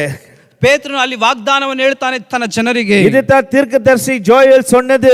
ಇದೇ ಪ್ರವಾದಿಯಾದಂತ ಯೋವೇಲನು ಹೇಳಿದಂತ கடைசி நாள்ல எல்லா மாம்சದ ಮೇಲೆ பரிசுத்த ஆவியானவர் வரப்போறார். ಅಲ್ಲಿ ಕೊನೆಯ ಕಾಲದಲ್ಲಿ ಮಾಂಸವಾಗಿರತಕ್ಕಂತ ಎಲ್ಲರ ಮೇಲೆ ಪರಿಶುದ್ಧಾತ್ಮನು ಇಳಿದು ಬರುತ್ತಾನೆ. And we know the Holy Spirit came upon all who were there and they were filled with the Holy Spirit. ಅಲ್ಲಿ ನಮಗೆ ಗೊತ್ತದೆ ಅಲ್ಲಿ ಎಲ್ಲರ ಮೇಲೆ ಪರಿಶುದ್ಧ ಆತ್ಮನು ಇಳಿದು ಬಂದನು, ಎಲ್ಲರೂ ಪವಿತ್ರ ಆತ್ಮನಿಂದ ತುಂಬಲ್ಪಟ್ಟರು. இந்த கால வேளை யாரನ್ನ ಅಭಿಷೇಕ பெறாத இருந்தாக்க இயேசுவின் நாமத்துல உங்க தாகத்தோட வாஞ்சத்தோடு இயேசுவின் ரத்தத்துல கழுவப்பட்டு இருந்தால் நீங்க பரிசுத்த ஆவியானவர் பெற்றுக்கொள்ளுங்கள். ಈ ಬೆಳಗಿನ ಜಾವದಲ್ಲಿ ಯಾರಾದರೂ ಪರಿಶುದ್ಧಾತ್ಮನನ್ನು ಹೊಂದಿಕೊಳ್ಳದೇ ಇರುವುದಾದರೆ, ಯೇಸು ಕ್ರಿಸ್ತನಿಂದ ರಕ್ತದಿಂದ ತೊಳೆಯಲ್ಪಟ್ಟವರು ಇರು ರಕ್ಷಣೆ ಹೊಂದಿರುವುದಾದರೆ ಈ ದಿನದಲ್ಲಿ ದಾಹದಿಂದ ಪರಿಶುದ್ಧಾತ್ಮನನ್ನು ಬೇಡಿ ಹೊಂದಿಕೊಳ್ಳಿರಿ. நீங்க இயேசு ரத்தத்தினால கழுவப்பட்டு இருந்தால், ನೀವು ಕರ್ತನಾದಂತ ಯೇಸು ಕ್ರಿಸ್ತನಿಂದ ತೊಳೆಯಲ್ಪಟ್ಟಿರುವುದಾದರೆ, நீங்க வாஞ்சியோடு தாகமா இருந்தால், ನೀವು ದಾಹದಿಂದ ಬಯಕೆಯಿಂದ ಇರುವುದಾದರೆ, the Holy Spirit will come upon you. ಪರಿಶುದ್ಧಾತ್ಮನು ನಿಮ್ಮ ಮೇಲೆ ಇಳಿದು ಬರುತ್ತಾನೆ. You shall be filled with the Holy ನೀವು Spirit. ಪವಿತ್ರಾತ್ಮನಿಂದ ತುಂಬಲ್ಪಡುತ್ತೀರಿ. இல்லனாக்கா we will have only defeat. ஒரு தோல்வியான கிறிஸ்தவ வாழ்க்கை தான் நம்ம வந்து we will carry on without the Holy Spirit. ಇಲ್ಲವಾದರೆ ನಾವು ಸೋಲಿನ ಮುಖಾಂತರವಾದಂತ ಜೀವಿತವನ್ನೇ ನಾವು ನಡೆಸುತ್ತೇವೆ, ಪರಿಶುದ್ಧಾತ್ಮನು ನಮ್ಮಲ್ಲಿ ಇಲ್ಲದೆ ಹೋದರೆ. அந்த பெந்தெகோஸ்ட் நாள்ல அந்த ப்ராமிஸ் ஆண்டவர் என்ன பிதானர் வாக்குத்தத்தம் செய்தாரோ அது நிறைவேற்றுது. இந்த கால வேளை நான் ஜெபிக்கிறேன், நான் வாஞ்சிக்கிறேன், உங்க வாழ்க்கையில பரிசுத்த ஆவியானவர் அபிஷேகம் நிறைவேறுவதாக. ಅಲ್ಲಿ ಪಂಚಶತಮಾನ ದಿವಸದ ಹಬ್ಬದಲ್ಲಿ ದೇವರು ತಂದೆಯಾದಂತ ದೇವರು ಕೊಟ್ಟಂತ ವಾಗ್ದಾನ ಹೇಗೆ ನೆರವೇರುತ್ತೋ ಅದೇ ರೀತಿಯಾಗಿ ಬೆಳಗಿನ ಜಾವದಲ್ಲಿ ನಾನು ನಿಮಗೋಸ್ಕರ ಪ್ರಾರ್ಥನೆ, ಆ ವಾಗ್ದಾನ ನಿಮ್ಮಲ್ಲಿ ನೆರವೇರಲಿ ಎಂಬುದಾಗಿ ಹೇಳಿ. Amen amen. Hallelujah hallelujah. Brother, என் வாழ்க்கையில தோல்வி, ಸಹೋದರನೇ ನನ್ನ ಜೀವಿತದಲ್ಲಿ ಸೋಲು, நான் ஜெபிக்க முடியல, ನಾನು ಪ್ರಾರ್ಥಿಸೋದಕ್ಕೆ ಆಗುತ್ತಿಲ್ಲ, வேத ವಚನ படிக்க முடியல, ಸತ್ಯವೇದವನ್ನು ಓದೋದಕ್ಕಾಗುತ್ತಿಲ್ಲ, நான் ஆராதிக்க முடியல, ನಾನು ಆರಾಧನೆ ಮಾಡೋದಕ್ಕಾಗುತ್ತಿಲ್ಲ, எதனா ஒரு சின்ன பாவம் வந்தா நான் விழுந்துறேன், ಯಾವುದಾದ್ರೂ ಒಂದು ಸಣ್ಣ ಪಾಪ ಬರೋದಾದ್ರೆ ನಾನು ಬಿದ್ದು ಹೋಗುತ್ತೇನೆ. ஏன்? ಯಾಕೆ? பரிசுத்த ஆவியான அபிஷேகம் இல்லாத, பரிசுத்த ஆவியின் பலன் இல்லாதனா we are feel defeated and failure. ಪರಿಶುದ್ಧ ಆತ್ಮನ ಶಕ್ತಿ, ಪರಿಶುದ್ಧಾತ್ಮನ ಬಲ ಇಲ್ಲದೆ ಹೋದ್ರಿಂದ ನಾವು ಅಲ್ಲಿ ಸೋಲನ್ನು ಕಾಣುತ್ತೇವೆ, ನಾವು ಬಿದ್ದು ಹೋಗುವರಾಗಿರ್ತೇವೆ. இயேசு சொன்னார், பரிசுத்த ஆவியானவர் உங்க மேல வரும்போது நீங்க பலன் அடைவீர்கள். ಅಲ್ಲಿ ಕರ್ತನಾದಂತ ಯೇಸು ಕ್ರಿಸ್ತನು ಹೇಳಿದನು, ನೀವು ಪರಿಶುದ್ಧಾತ್ಮನು ನಿಮ್ಮ ಮೇಲೆ ಇಳಿದು ಬರುವಾಗ ನೀವು ಬಲವನ್ನು ಹೊಂದುವಿರಿ. எவ்வளவு பிசிக்கல் பலம் இருந்தாலும் போதாது, you need a spiritual power of the Holy Spirit. ಎಷ್ಟೇ ಶಾರೀರಿಕವಾದ ಬಲ ಇದ್ದರೂ ಸಾಕಾಗೋದಿಲ್ಲ, ಪರಿಶುದ್ಧಾತ್ಮನ ಆತ್ಮಿಕವಾದಂತ ಬಲ ಇಲ್ಲದೆ ಹೋದರೆ. பைபிள் என்ன சொல்லுது? ಸತ್ಯವೇದ ವಾಕ್ಯ ಏನ್ ಹೇಳ್ತದೆ? என் பலத்தினாலும் இல்லை, என் பராக்கிரமத்தினாலும் இல்லை, பரிசுத்த ஆவியால் மாத்திரம் ஆகும். ಅಲ್ಲಿ ಬಲವೂ ಅಲ್ಲ, ಪರಾಕ್ರಮವೂ ಅಲ್ಲ, ದೇವರ ಆತ್ಮದಿಂದಲೇ ಎಲ್ಲವೂ ಆಗ್ತದೆ ಎಂಬುದಾಗಿ ಸತ್ಯವೇದ ವಾಕ್ಯ ನಮಗೆ ಹೇಳ್ತದೆ. ஹல்லேலூயா. ಹಲ್ಲೆಲೂಯಾ. உங்க என்ன மாதிரி இருந்தாலும் எதுவும் நடக்காது without the anointing of the Holy Spirit in your Christian walk. ನೀವು ಯಾವ ರೀತಿಯಾಗಿ ಎಷ್ಟು ಶಕ್ತವಾಗಿದ್ದರೂ ನೀವು ಅದು ಪ್ರಯೋಜನವಾಗೋದಿಲ್ಲ, ಪರಿಶುದ್ಧ ಆತ್ಮನ ಸಹಾಯ ಶಕ್ತಿ ಇಲ್ಲದೆ ಹೋದರೆ ನಿಮ್ಮ ಕ್ರೈಸ್ತ ಜೀವಿತದಲ್ಲಿ ನಡೆಯೋದಕ್ಕೆ ಸಾಧ್ಯವಾಗೋದಿಲ್ಲ. இயேசுவின் நாமத்தில் உங்களுக்கு ஜெபிக்கிறேன். ನಾನು ಕರ್ತನಾದಂತ ಯೇಸು ಕ್ರಿಸ್ತನ ನಾಮದಲ್ಲಿ ಪ್ರಾರ್ಥಿಸುತ್ತೇನೆ. May the fulfillment of the Holy Spirit come upon you. ಪರಿಶುದ್ಧಾತ್ಮನ ಆತ್ಮನು ತಾನೇ ನಿಮ್ಮನ್ನು ಪರಿಪೂರ್ಣವಾಗಿ ತುಂಬಿಸಲಿ. Hallelujah. Hallelujah. இது ரட்சிப்பினால இருக்காதீங்க. ಬರೀ ರಕ್ಷಣೆಯಲ್ಲಿ ಇರಬೇಡ್ರಿ. சிலர் ரட்சிக்கப்பட்டு அபிஷேகப்பட்டு அதே மாதிரி எவ்வளவு வருஷத்துக்கு முன்ன நான் அபிஷேகப்பட்டேன் இருக்காதீங்க. Every day renew your power of the Holy Spirit. ನಾನು ರಕ್ಷಣೆ ಹೊಂದಿದ ದಿವಸದಲ್ಲೇ ಪರಿಶುದ್ಧಾತ್ಮನನ್ನು ಹೊಂದಿಕೊಂಡಿದ್ದೇನೆ ಎಂಬುದಾಗಿ ಅದೇ ರೀತಿಯಾಗಿ ಇದ್ದು ಬಿಡಬೇಡ್ರಿ. ಪ್ರತಿ ದಿವಸ ಪರಿಶುದ್ಧ ಆತ್ಮನಿಂದ ತುಂಬಿಸಿಕೊಳ್ಳುತ್ತಾ ಇರ್ರಿ. ಡೈಲಿ ನೀವು ಪರಿಶುದ್ಧ ಆವಿಯಾನ ನಿರಪಪಡணும். ನೀವು ಪ್ರತಿದಿನ ಪರಿಶುದ್ಧ ಆತ್ಮನಿಂದ ತುಂಬಿಸಲ್ಪಡಬೇಕು. ஹல்லேலூயா. ஹல்லேலூயா. ஹல்லேலூயா. ஹல்லேலூயா. நான் சொல்றேன், நீங்க ரட்சிப்பு ஒண்டி வாங்கி ஆண்டவர்ட்ட பெற்றுக்கொண்டு இந்த வாக்குத்தத்தமான பரிசுத்த ஆவியார் நீங்க பெற்றுக்கொள்ளனா you are missing something in your Christian life. ನೀವು ಬರೀ ದೇವರಿಂದ ರಕ್ಷಣೆಯನ್ನು ಮಾತ್ರವನ್ನು ಹೊಂದಿಕೊಂಡು ಈ ವಾಗ್ದಾನವಾಗಿರತಕ್ಕಂಥ ಪರಿಶುದ್ಧಾತ್ಮನು ನೀವು ಹೊಂದದೇ ಹೋದರೆ ನಿಮ್ಮ ಕ್ರೈಸ್ತ ಜೀವಿತದಲ್ಲಿ ಒಂದು ದೊಡ್ಡ ಯಾವುದೋ ಒಂದು ಕಾರ್ಯವನ್ನು ನೀವು ಕಳೆದುಕೊಳ್ಳುತ್ತಾ ಇದ್ದೀರಿ. ஆண்டவருடைய ப்ராமிஸ் நிறைவேறுவதாக இயேசுவின் நாமத்தில். ದೇವರ ವಾಗ್ದಾನ ಕರ್ತನಾದಂಥ ಯೇಸು ಕ್ರಿಸ್ತನ ನಾಮದಲ್ಲಿ ನೆರವೇರಲಿ. ஃபர்ஸ்ட் வந்து ப்ராமிஸ், ಮೊದಲನೇದಾಗಿ ಬಂದು ವಾಗ್ದಾನ. செகண்ட் வந்து அந்த பெந்தெகோஸ்ட் நாள்ல வந்து the posture, the position, அவங்க இருக்கிற பொசிஷன், முட்டிக்கால் போட்டு ஜெபிக்கிற அந்த பொசிஷன் என்ன சொல்றேன்? ಎರಡನೇ ನಂತರವಾಗಿ ನೋಡಬೇಕಾದ್ರಂತೆ ಅವರ ಪೊಸಿಷನ್, ಅವರ ಸ್ಥಾನ, ಅವರು ಕುಳಿತುಕೊಳ್ಳುವಂತ ಕಾರ್ಯ. அப்போஸ்தலர் 1:14 படிக்கும் போது, ಅಪೊಸ್ತಲರ ಕೃತ್ಯಗಳು 1:14 ನೋಡಬೇಕಾದ್ರೆ, ಇವರೆಲ್ಲರೂ ಏಕ ಮನಸ್ಸಾಗಿ ದೇವರ ಪ್ರಾರ್ಥನೆಯಲ್ಲಿ ನಿರತರಾಗಿದ್ದರು. ಕೆಲವು ಮಂದಿ ಹೆಂಗಸರು, ಯೇಸುವಿನ ತಾಯಿಯಾದ ಮರಿಯಳು ಆತನ ತಮ್ಮಂದಿರು ಕೂಡ ಅವರ ಸಂಗಡ ಇದ್ದರು. அவங்கெல்லாம் என்ன ஒரு பொசிஷன்ல இருந்தாங்கன்னாக்க எல்லாரும் கூடி சேர்ந்து ஒரு ஜெபிக்கிற ஒரு ஸ்தானத்துல இருந்தார்கள். ಅವರು ಯಾವ ಸ್ಥಾನದಲ್ಲಿ ಇದ್ದಾರೆ ಎಂಬುದಾಗಿ ಹೇಳುವುದಾದ್ರೆ ಅವರೆಲ್ಲರೂ ಒಗ್ಗೂಡಿ ಏಕ ಮನಸ್ಸಿನಿಂದ ಕೂಡಿ ಪ್ರಾರ್ಥನೆ ಮಾಡುವಂತ ಸ್ಥಾನದಲ್ಲಿ ಇದ್ದರು. புரியுதுங்களா? ಅರ್ಥವಾಗ್ತಿದೆಯಾ? ஹalleluya. எல்லாரும் ஒண்ணா கூடி சேர்ந்து ಅವರೆಲ್ಲರೂ ಒಟ್ಟಿಗೆ ಕೂಡಿ ಸೇರಿ ஒரு ஸ்தானத்துல வந்து சேர்ந்து எல்லாரும் ஜொபிக்கிற ஒரு பொசிஷன்ல இருந்தாங்க. ಅವರೆಲ್ಲರೂ ಒಂದು ಸ್ಥಾನದಲ್ಲಿ ಬಂದು ಕುಳಿತು ಪ್ರಾರ್ಥನೆ ಮಾಡುವಂತ ಪರಿಸ್ಥಿತಿಯಲ್ಲಿ ಇದ್ರು. ஃபர்ஸ்ட் வந்து ப்ராமிஸ், ಮೊದಲನೇದಾಗಿ ಬಂದು ವಾಗ್ದಾನ. ஆண்டவர் ப்ராமிஸ் கொடுத்துக்கிறாங்கன்னு சொல்லிட்டு அவங்க சும்மா இருக்கல, அவங்க எல்லாரும் சேர்ந்து அந்த அந்த ப்ராமிஸை பெற்றுக்கொள்ளணும், அந்த பரிசுத்தாவை பெற்றுக்கொள்ளணும் எல்லாரும் கூடி ஜொபிக்க சேர்ந்தார்கள். ಅವರು ದೇವರು ವಾಗ್ದಾನ ಮಾಡಿದ್ದಾನೆ ಎಂಬುದಾಗಲಿ ವಾಗ್ದಾನಕ್ಕೆ ಮಾತ್ರವಾಗಿ ಅಲ್ಲ, ಆ ವಾಗ್ದಾನವನ್ನು ನೆರವೇರುವುದಕ್ಕೋಸ್ಕರವಾಗಿ ಅವರೆಲ್ಲರೂ ಕೂಡಿ ಬಂದು ಪ್ರಾರ್ಥನೆ ಮಾಡಿ ಅದು ಕಾಯ್ತಾ ಇದ್ರು. Amen, hallelujah. ஏதோ நம்மளுக்கு வந்து ஆண்டவர் வாக்குத்தத்தத்தை கொடுத்துக்கிறாரு. இந்த சண்டே வந்து நீங்கள் வார வாரம் வரீங்க, பாஸ்டர்ஸ் சொல்லிட்டாங்க இந்த மாதிரி வாக்குத்தத்தை கொடுத்துக்கிறார்கள், இந்த மாதிரி திருக்குதாசை சொல்லிக்கிறார்கள் நடக்கும்னு சொல்லிட்டு சும்மா உட்காந்து தான் நடக்காது. ஆண்டவர் என்ன வாக்குத்தத்தை கொடுத்துருக்கிறாரோ, என்ன பேசிக்கிறாரோ அதுக்காக ಜೊಬಿಗೆನೋಮ್. ಅಲ್ಲಿ ಭಾನುವಾರ ಆಲಯಕ್ಕೆ ಹೋದನು, ಅಲ್ಲಿ ಸೇವಕರ ಮುಖಾಂತರವಾಗಿ ಪ್ರವಾದನೆ ಆಗಿ ದೇವರಿಗೆ ವಾಗ್ದಾನವನ್ನು ಕೊಟ್ಟಿದ್ದಾರೆ, ಇದು ನಡೀತದೆ ಎಂಬುದಾಗಿ ಅಲ್ಲ, ಅದಕ್ಕೋಸ್ಕರವಾಗಿ ನಾವು ಪ್ರಾರ್ಥನೆ ಮಾಡುವರಾಗಿರಬೇಕು. இந்த ஜனங்க ஆண்டவர் வாக்குத்தத்தத்தை கொடுத்தாங்கன்னு சும்மா இருக்கல, அவங்க ஜொபிச்சு அந்த வாக்குத்தத்தை பெற்றுக்கொண்டார்கள். ಈ ಜನರು ದೇವರು ವಾಗ್ದಾನ ಕೊಟ್ಟಿದ್ದಾನೆ ಎಂಬುದಾಗಿ ಅವರು ಸುಮ್ಮನೆ ಇರಲಿಲ್ಲ, ಅದಕ್ಕೋಸ್ಕರವಾಗಿ ಪ್ರಾರ್ಥಿಸಿ ಆ ವಾಗ್ದಾನವನ್ನು ಅವರು ಹೊಂದಿಕೊಂಡರು. ಅಪೊಸ್ತಲರು 1:3 படிக்கும்போது, ಅಪೊಸ್ತಲರ ಕೃತ್ಯಗಳು 1ನೇ ಅಧ್ಯಾಯದ 3ನೇ ವಾಕ್ಯದಲ್ಲಿ ನಾವು ನೋಡುವುದಾದರೆ, ಆತನು ಬಾಧೆಪಟ್ಟು ಸತ್ತ ಮೇಲೆ ತನ್ನನ್ನು ಜೀವಿತನೆಂದು ಅನೇಕ ಪ್ರಮಾಣಗಳಿಂದ ಅಪೊಸ್ತಲರಿಗೆ ತೋರಿಸಿಕೊಂಡನು.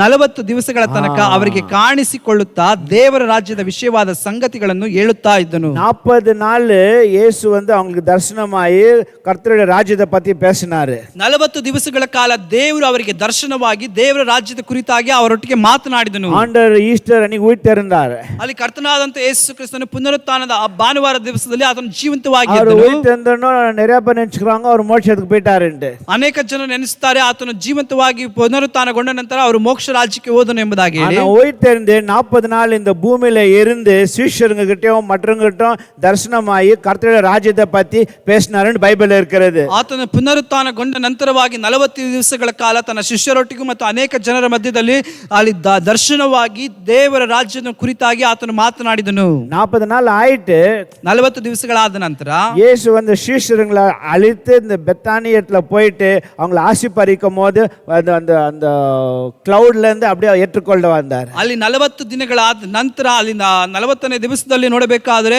ಬೆತಾನ್ಯದ ಪ್ರದೇಶದಲ್ಲಿ ಹಾದು ಹೋದ ಸಂದರ್ಭದಲ್ಲಿ ಕರ್ತನಾದಂತ ಯೇಸು ಕ್ರಿಸ್ತನ ಅವರ ಶಿಷ್ಯರ ಮುಂದಿವೆ ಮೋಡಗಳೊಟ್ಟಿಗೆ ಆತನು ಮರಿಯಾಗಿ ಏರಿಸಲ್ಪಟ್ಟನು. பைபிள்ல சொல்லுது அவங்களெல்லாம் அந்த மலைக்கு கூட்டின்னு போயிட்டு ஆசீர்வதிக்கும் போது ஒரு மேகம் வந்து அப்படியே அவர் மேலே எடுத்துக்கொண்டது. ಆ ಬೆಟ್ಟದ ಮೇಲೆ ಶಿಷ್ಯರನ್ನು ಕರೆದುಕೊಂಡು ಹೋಗಿ ಅವರನ್ನು ಆಶೀರ್ವದಿಸುವ ಸಂದರ್ಭದಲ್ಲಿ ಆ ಮೋಡದ ಮರೆಯಲ್ಲಿ ಆತನು ಮರೆಯಾದನು ಎಂಬುದಾಗಿ ಸತ್ಯವೇದ ವಾಕ್ಯ ಹೇಳುತ್ತದೆ. அப்பதான் இயேசு சொல்றாரு, நீங்க எருசலேம்ல காத்துக்கொண்டிருங்கள். ಆಗಲೇ ಕರ್ತನಾದಂತ ಯೇಸು ಕ್ರಿಸ್ತನು ಹೇಳುತ್ತಾನೆ, ನೀವು ಯೆರೂಸಲೇಮಿನಲ್ಲಿ ಕಾದುಕೊಂಡಿರಿ. அப்ப பைபிள்ல சொல்லுது அவங்க இயேசு மேல போயிட்டு அவங்க எருசலேம்ல போயிட்டு 10 நாள் காத்துக்கொண்டிருந்தார்கள். ಅನಂತರವಾಗಿ ಸತ್ಯವೇದದಲ್ಲಿ ನೋಡುತ್ತೇವೆ, ಅವರು ಕರ್ತನಾದಂತ ಯೇಸು ಕ್ರಿಸ್ತನು ಏರಿ ಹೋದ ನಂತರ 10 ದಿವಸಗಳ ಕಾಲ ಅವರು ಯೆರೂಸಲೇಮಿನಲ್ಲಿ ಕಾದುಕೊಂಡಿದ್ದರು. ஹல்லேலூயா, ஹல்லேலூயா. நீங்க மே மாசம் 9ஆம் தேதி வந்து அசென்ஷன் ஃபீஸ்ட்னாக்கா ஆண்டவரை ஏற்றுக்கொண்ட நாள். ಅಲ್ಲಿ ಮೇ ತಿಂಗಳಲ್ಲಿ 9ನೇ ತಾರೀಕು ನೋಡಬೇಕಾದ್ರೆ ಸ್ವರ್ಗಾರೋಹಣವಾದಂಥ ದಿನ ಎಂಬುದಾಗಿ ಹೇಳಿ ಕರ್ತನಾದಂಥ ಕ್ರಿಸ್ತನು ಏರಲ್ಪಟ್ಟಂತ ದಿನವಾಗಿ ಆಚರಿಸ್ತಾರೆ. நீங்க பைபிள்ல பாத்தீங்கன்னாக்கா இங்கிலீஷ் பைபிள் அசென்ஷன் எழுதி இருக்கும் டைட்டில், இயேசு ஏற்றுக்கொண்ட நாள் அது. ಅಲ್ಲಿ ಸತ್ಯವೇದದಲ್ಲಿ ಗಮನಿಸುವುದಾದ್ರೆ ಇಂಗ್ಲಿಷ್ನಲ್ಲಿ ಅಸೆನ್ಷನ್ ಎಂಬುದಾಗಿ, ಹಂಗಂದ್ರೆ ಸ್ವರ್ಗಾರೋಹಣ ಎಂಬುದಾಗಿ ಹೇಳಿ ಅಲ್ಲಿ ಬರೆದಿರುತ್ತಾರೆ. ரெசரக்ஷன் வேற, ஏற்றுக்கொண்டு உயிர் தெரிந்தாரு. ಅಲ್ಲಿ ಪುನರುತ್ಥಾನ ಎಂಬುದಾಗಿ ಹೇಳುವುದು ಅದು ಬೇರೆ ಅರ್ಥವಾಗಿದೆ, ಅದು ಜೀವಂತವಾಗಿ ಎಬ್ಬಿಸಲ್ಪಟ್ಟನು. 40 நாள் இங்க இருந்து ಇಲ್ಲಿ 40 ದಿವಸಗಳ ಕಾಲ ಆತನು ಇದ್ದು அப்புறமா அவர் வந்து மேலே எடுத்துக்கொள்றாரு. அதுதான் அசென்ஷன் டேன்னு பைபிள் இருக்கிறது. ಅನಂತರವಾಗಿ ಅವರು ಸ್ವರ್ಗಾರೋಹಣವಾಗುತ್ತಾರೆ, ಅದನ್ನು ಸತ್ಯವೇದದಲ್ಲಿ ಬರೆಯಲ್ಪಟ್ಟಿದ್ದಾರೆ ಸ್ವರ್ಗಾರೋಹಣ ಎಂಬುದಾಗಿ ಹೇಳಿ. அது இந்த Thursday 9ஆம் தேதி அந்த நாள் அசென்ஷன் டே. ಅದು ಕಳೆದ ಗುರುವಾರ ದಿವಸದಲ್ಲಿ ಅದು ನಡೆಯಿತು, ಅದು ಸ್ವರ್ಗಾರೋಹಣವಾದಂಥ ದಿನವಾಗಿದೆ. அந்த 9ஆம் நாள் வர ஞாயிற்றுக்கிழமை பார்த்தீங்கன்னாக்கா 10 நாள் ஆப்போகுது. ಆ ದಿನಕ್ಕೂ ಆ ಸ್ವರ್ಗಾರೋಹಣವಾದ ದಿನಕ್ಕೂ ಬರುವ ಭಾನುವಾರಕ್ಕೆ ಗಮನಿಸು ನೋಡುವುದಾದರೆ 10 ದಿನಗಳಾಗುತ್ತದೆ. May 19th is the day of Pentecost feast. ಅಲ್ಲಿ ಮೇ 19ನೇ ತಾರೀಕು ನೋಡುವುದಾದರೆ ಅದು ಪಂಚಶತಮಾನ ದಿನದ ಹಬ್ಬದ ದಿವಸವಾಗಿದೆ.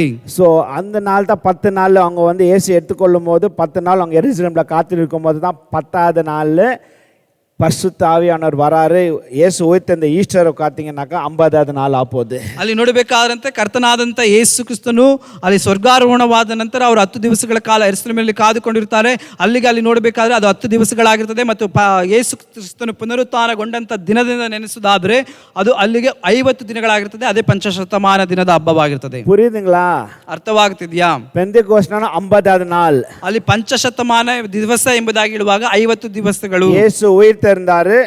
ಕರ್ತನಾದಂಥ ಯೇಸು ಕ್ರಿಸ್ತನು ಪುನರುತ್ಥಾನಗೊಂಡನು. பெந்தெகோஸ்ட் நாள் முடிக்கிறது 50வது நாள். ಅಲ್ಲಿ ಪಂಚಶತಮಾನ ದಿನದ ಹಬ್ಬ ಬರುವಂತ ದಿವಸ ಅಲ್ಲಿಗೆ 50 ದಿನಗಳಾಗಿರ್ತದೆ. ಯೇಸು ಪರಲೋಕಕ್ಕೆ ಎತ್ತುಕೊಂಡಾரு. ಅಲ್ಲಿ ಕರ್ತನಾದಂಥ ಯೇಸು ಕ್ರಿಸ್ತನು ಪರಲೋಕಕ್ಕೆ ಸ್ವರ್ಗಾರೋಹಣವಾದನು. 10வது நாள் தான் பெந்தெகாஸ்ட் ಕಂಪ್ಲೀಟ್ ಆದ ಪರಿಶುದ್ಧ ಆವಿಯಾನವರು ವರಾರು. ಅಲ್ಲಿ ಪಂಚಶತಮಾನ ದಿನಕ್ಕೆ 10 ದಿವಸಗಳು ಅಲ್ಲಿ ಪೂರ್ಣಗೊಳ್ಳುತ್ತದೆ. ಆ ದಿವಸದಂದು ಅಲ್ಲಿ ಪರಿಶುದ್ಧಾತ್ಮನು ಇಳಿದು ಬರುತ್ತಾನೆ. ಆಮೆನ್. ಆಮೆನ್. ಅಸೆನ್ಷನ್ அந்த பெந்தெகாஸ்ட் 10 நாள். ಅಲ್ಲಿ ಸ್ವರ್ಗಾರೋಹಣವಾದ ದಿವಸಕ್ಕೂ ಮತ್ತು ಪಂಚಶತಮಾನ ದಿನಕ್ಕೂ 10 ದಿವಸಗಳು. ಯೇಸು ಮೇಲೆ ಎತ್ಕೊಂಡ ಮೊದಲು ಶಿಷ್ಯರುಗಳೆಲ್ಲ ತುಂಬ ಯೆರೂಸಲೇಮ್ 10 ನಾள் ಕಾತುಕೊಂಡಿರ್ತಾರೆ. ಅಲ್ಲಿ ಯೇಸು ಕ್ರಿಸ್ತನು ಸ್ವರ್ಗಾರೋಹಣವಾದ ನಂತರ ಯೆರೂಸಲೇಮಿನಲ್ಲಿ ಶಿಷ್ಯಂದರು 10 ದಿವಸಗಳ ಕಾಲ ಯೆರೂಸಲೇಮಿನಲ್ಲಿ ಕಾದುಕೊಂಡಿರ್ತಾರೆ. ನಾನು ನೆನೆಸಿದೆನು இயேசு ஈஸ்டர் அன்னைக்கு உயிர்த்தெழுந்தாரு. அன்னைக்கு ஏன் பரிசுத்த ஆவியானவர் வரக்கூடாது? ಅಲ್ಲಿ ಕರ್ತನಾದಂಥ ಯೇಸು ಕ್ರಿಸ್ತನು ಪುನರುತ್ಥಾನ ಹಬ್ಬದಗೊಂಡ ದಿವಸದಂದು ಆತನು ಜೀವಂತವಾಗಿ ಇದ್ದನಲ್ಲ, ಯಾಕೆ ಆ ದಿವಸವೇ ಪರಿಶುದ್ಧಾತ್ಮನು ಬರಬಾರ್ದಾಗಿತ್ತು? ಯೇಸು ಉಯಿರ್ತೆழுந்தார் ಈಸ್ಟರ್. ಅಲ್ಲಿ ಕರ್ತನಾದಂಥ ಯೇಸು ಕ್ರಿಸ್ತನು ಜೀವಂತವಾಗಿ ಇದ್ದನು, ಅದು ಈಸ್ಟರ್ ಹಬ್ಬವಾಗಿತ್ತು. பரிசுத்த ஆவியானவர் பெந்தெகோஸ்ட் நாள் மாதிரி அப்பவே அன்னைக்கே ஏன் வரக்கூடாது? ಯಾಕೆ ಆ ದಿವಸವೇ ಪರಿಶುದ್ಧಾತ್ಮನು ಇಳಿದು ಬರಬಾರ್ದಾಗಿತ್ತು? 10 நாள் அவங்களை ಕಾಕ வச்சாரு. ಅಲ್ಲಿ 10 ದಿವಸಗಳ ಕಾಲ ಅವರನ್ನು ಕಾಯೋದಕ್ಕೆ ಮಾಡಿದರು. The first reason, ಮೊದಲನೇ ಕಾರಣ, the Lord wants them to wait upon him. ಅಲ್ಲಿ ದೇವರು ಅವರು ಕಾಯುತ್ತಾ ಇರಬೇಕೆಂಬುದಾಗಿ ಹೇಳಿ ದೇವರು ಬಯಸಿದನು. ಇಮಿಡಿಯೇಟ್ ಆಗಿ ಕೊಡಲಿಲ್ಲ, ತಕ್ಷಣವಾಗಿ ಕೊಡಲಿಲ್ಲ. ஆண்டவர் அந்த அங்க 120 பேருக்கு கத்து கொடுக்கறாரு. நான் வாக்குத்தத்தத்தை கொடுத்திருக்கிறேன், ஆனாலும் நீங்க காத்துக்கொண்டு ஜெபிச்சு இத நீங்க பெற்றுக்கொள்ளணும். ಅಲ್ಲಿ 120 ಮಂದಿಗೆ ದೇವರು ಕಲಿಸಿಕೊಡುತ್ತಾನೆ, ನಾನು ವಾಗ್ದಾನ ಮಾಡಿದ್ದೇನೆ, ಅದನ್ನು ಹೊಂದಿಕೊಳ್ಳೋದಕ್ಕೋಸ್ಕರವಾಗಿ ನೀವು ಕಾದುಕೊಂಡಿರಿ, ಅದಕ್ಕೋಸ್ಕರ ಪ್ರಾರ್ಥಿಸಿರಿ ಎಂಬುದಾಗಿ ಹೇಳಿ. நம்மளுக்கு எதனா ஈஸியா கிடைச்சிச்சுனாக்கா அதோட அருமை தெரியாது. ನಮಗೆ ಯಾವುದಾದ್ರೂ ಸುಲಭವಾಗಿ ಸಿಕ್ಕಿಬಿಟ್ರೆ ಅದರ ಬೆಲೆ ಗೊತ್ತಾಗೋದಿಲ್ಲ. ಬೈಬಲ್ಗೆ கிட்ட ஒரு 500 பேருக்கு அவர் ದರ್ಶನಮಾನಾರು. ಅಲ್ಲಿ ಸತ್ಯವೇದದಲ್ಲಿ ನಾವು ನೋಡುತ್ತೇವೆ ಸುಮಾರು 500 ಜನರವರೆಗೂ ಅವರು ದರ್ಶನವಾದನು ಎಂಬುದಾಗಿ ಹೇಳಿ கர்த்தருடைய ராஜ்யத்தை பத்தி பேசினாரு. ಅಲ್ಲಿ ದೇವರ ರಾಜ್ಯವನ್ನು ಕುರಿತಾಗಿ ಮಾತನಾಡಿದನು. சோ அந்த எருசலேம்ல 500 பேர் கூடி இருந்து காத்துன்னு இருக்கலாம். ಅಲ್ಲಿ ಯೆರೂಸಲೇಮಿನ 500 ಮಂದಿ ಕೂಡಿ ಪ್ರಾರ್ಥಿಸಿರಬಹುದು, ಕೂರ್ತಿರಬಹುದು. ஒரு நாள் ஆயிடுச்சு, ಒಂದು ದಿವಸವಾಯಿತು, 2 ದಿವಸವಾಯಿತು, 3 நாள் ಆಯ್ತು, 3 ದಿವಸವಾಯಿತು. கொஞ்சமா ஜனங்க போயிட்டாங்க. ಅಲ್ಲಿ ಸ್ವಲ್ಪವಾಗಿ ಜನರು ಹೊರಟು ಹೋದ್ರು. 5 நாள் ஆச்சு, 5 ದಿವಸವಾಯಿತು, 7 நாள் ஆச்சு, 7 ದಿವಸವಾಯಿತು, இன்னும் கொஞ்சம் ஜனங்க போயிட்டாங்க. ಇನ್ನು ಸ್ವಲ್ಪ ಜನರು ಹೋದ್ರು.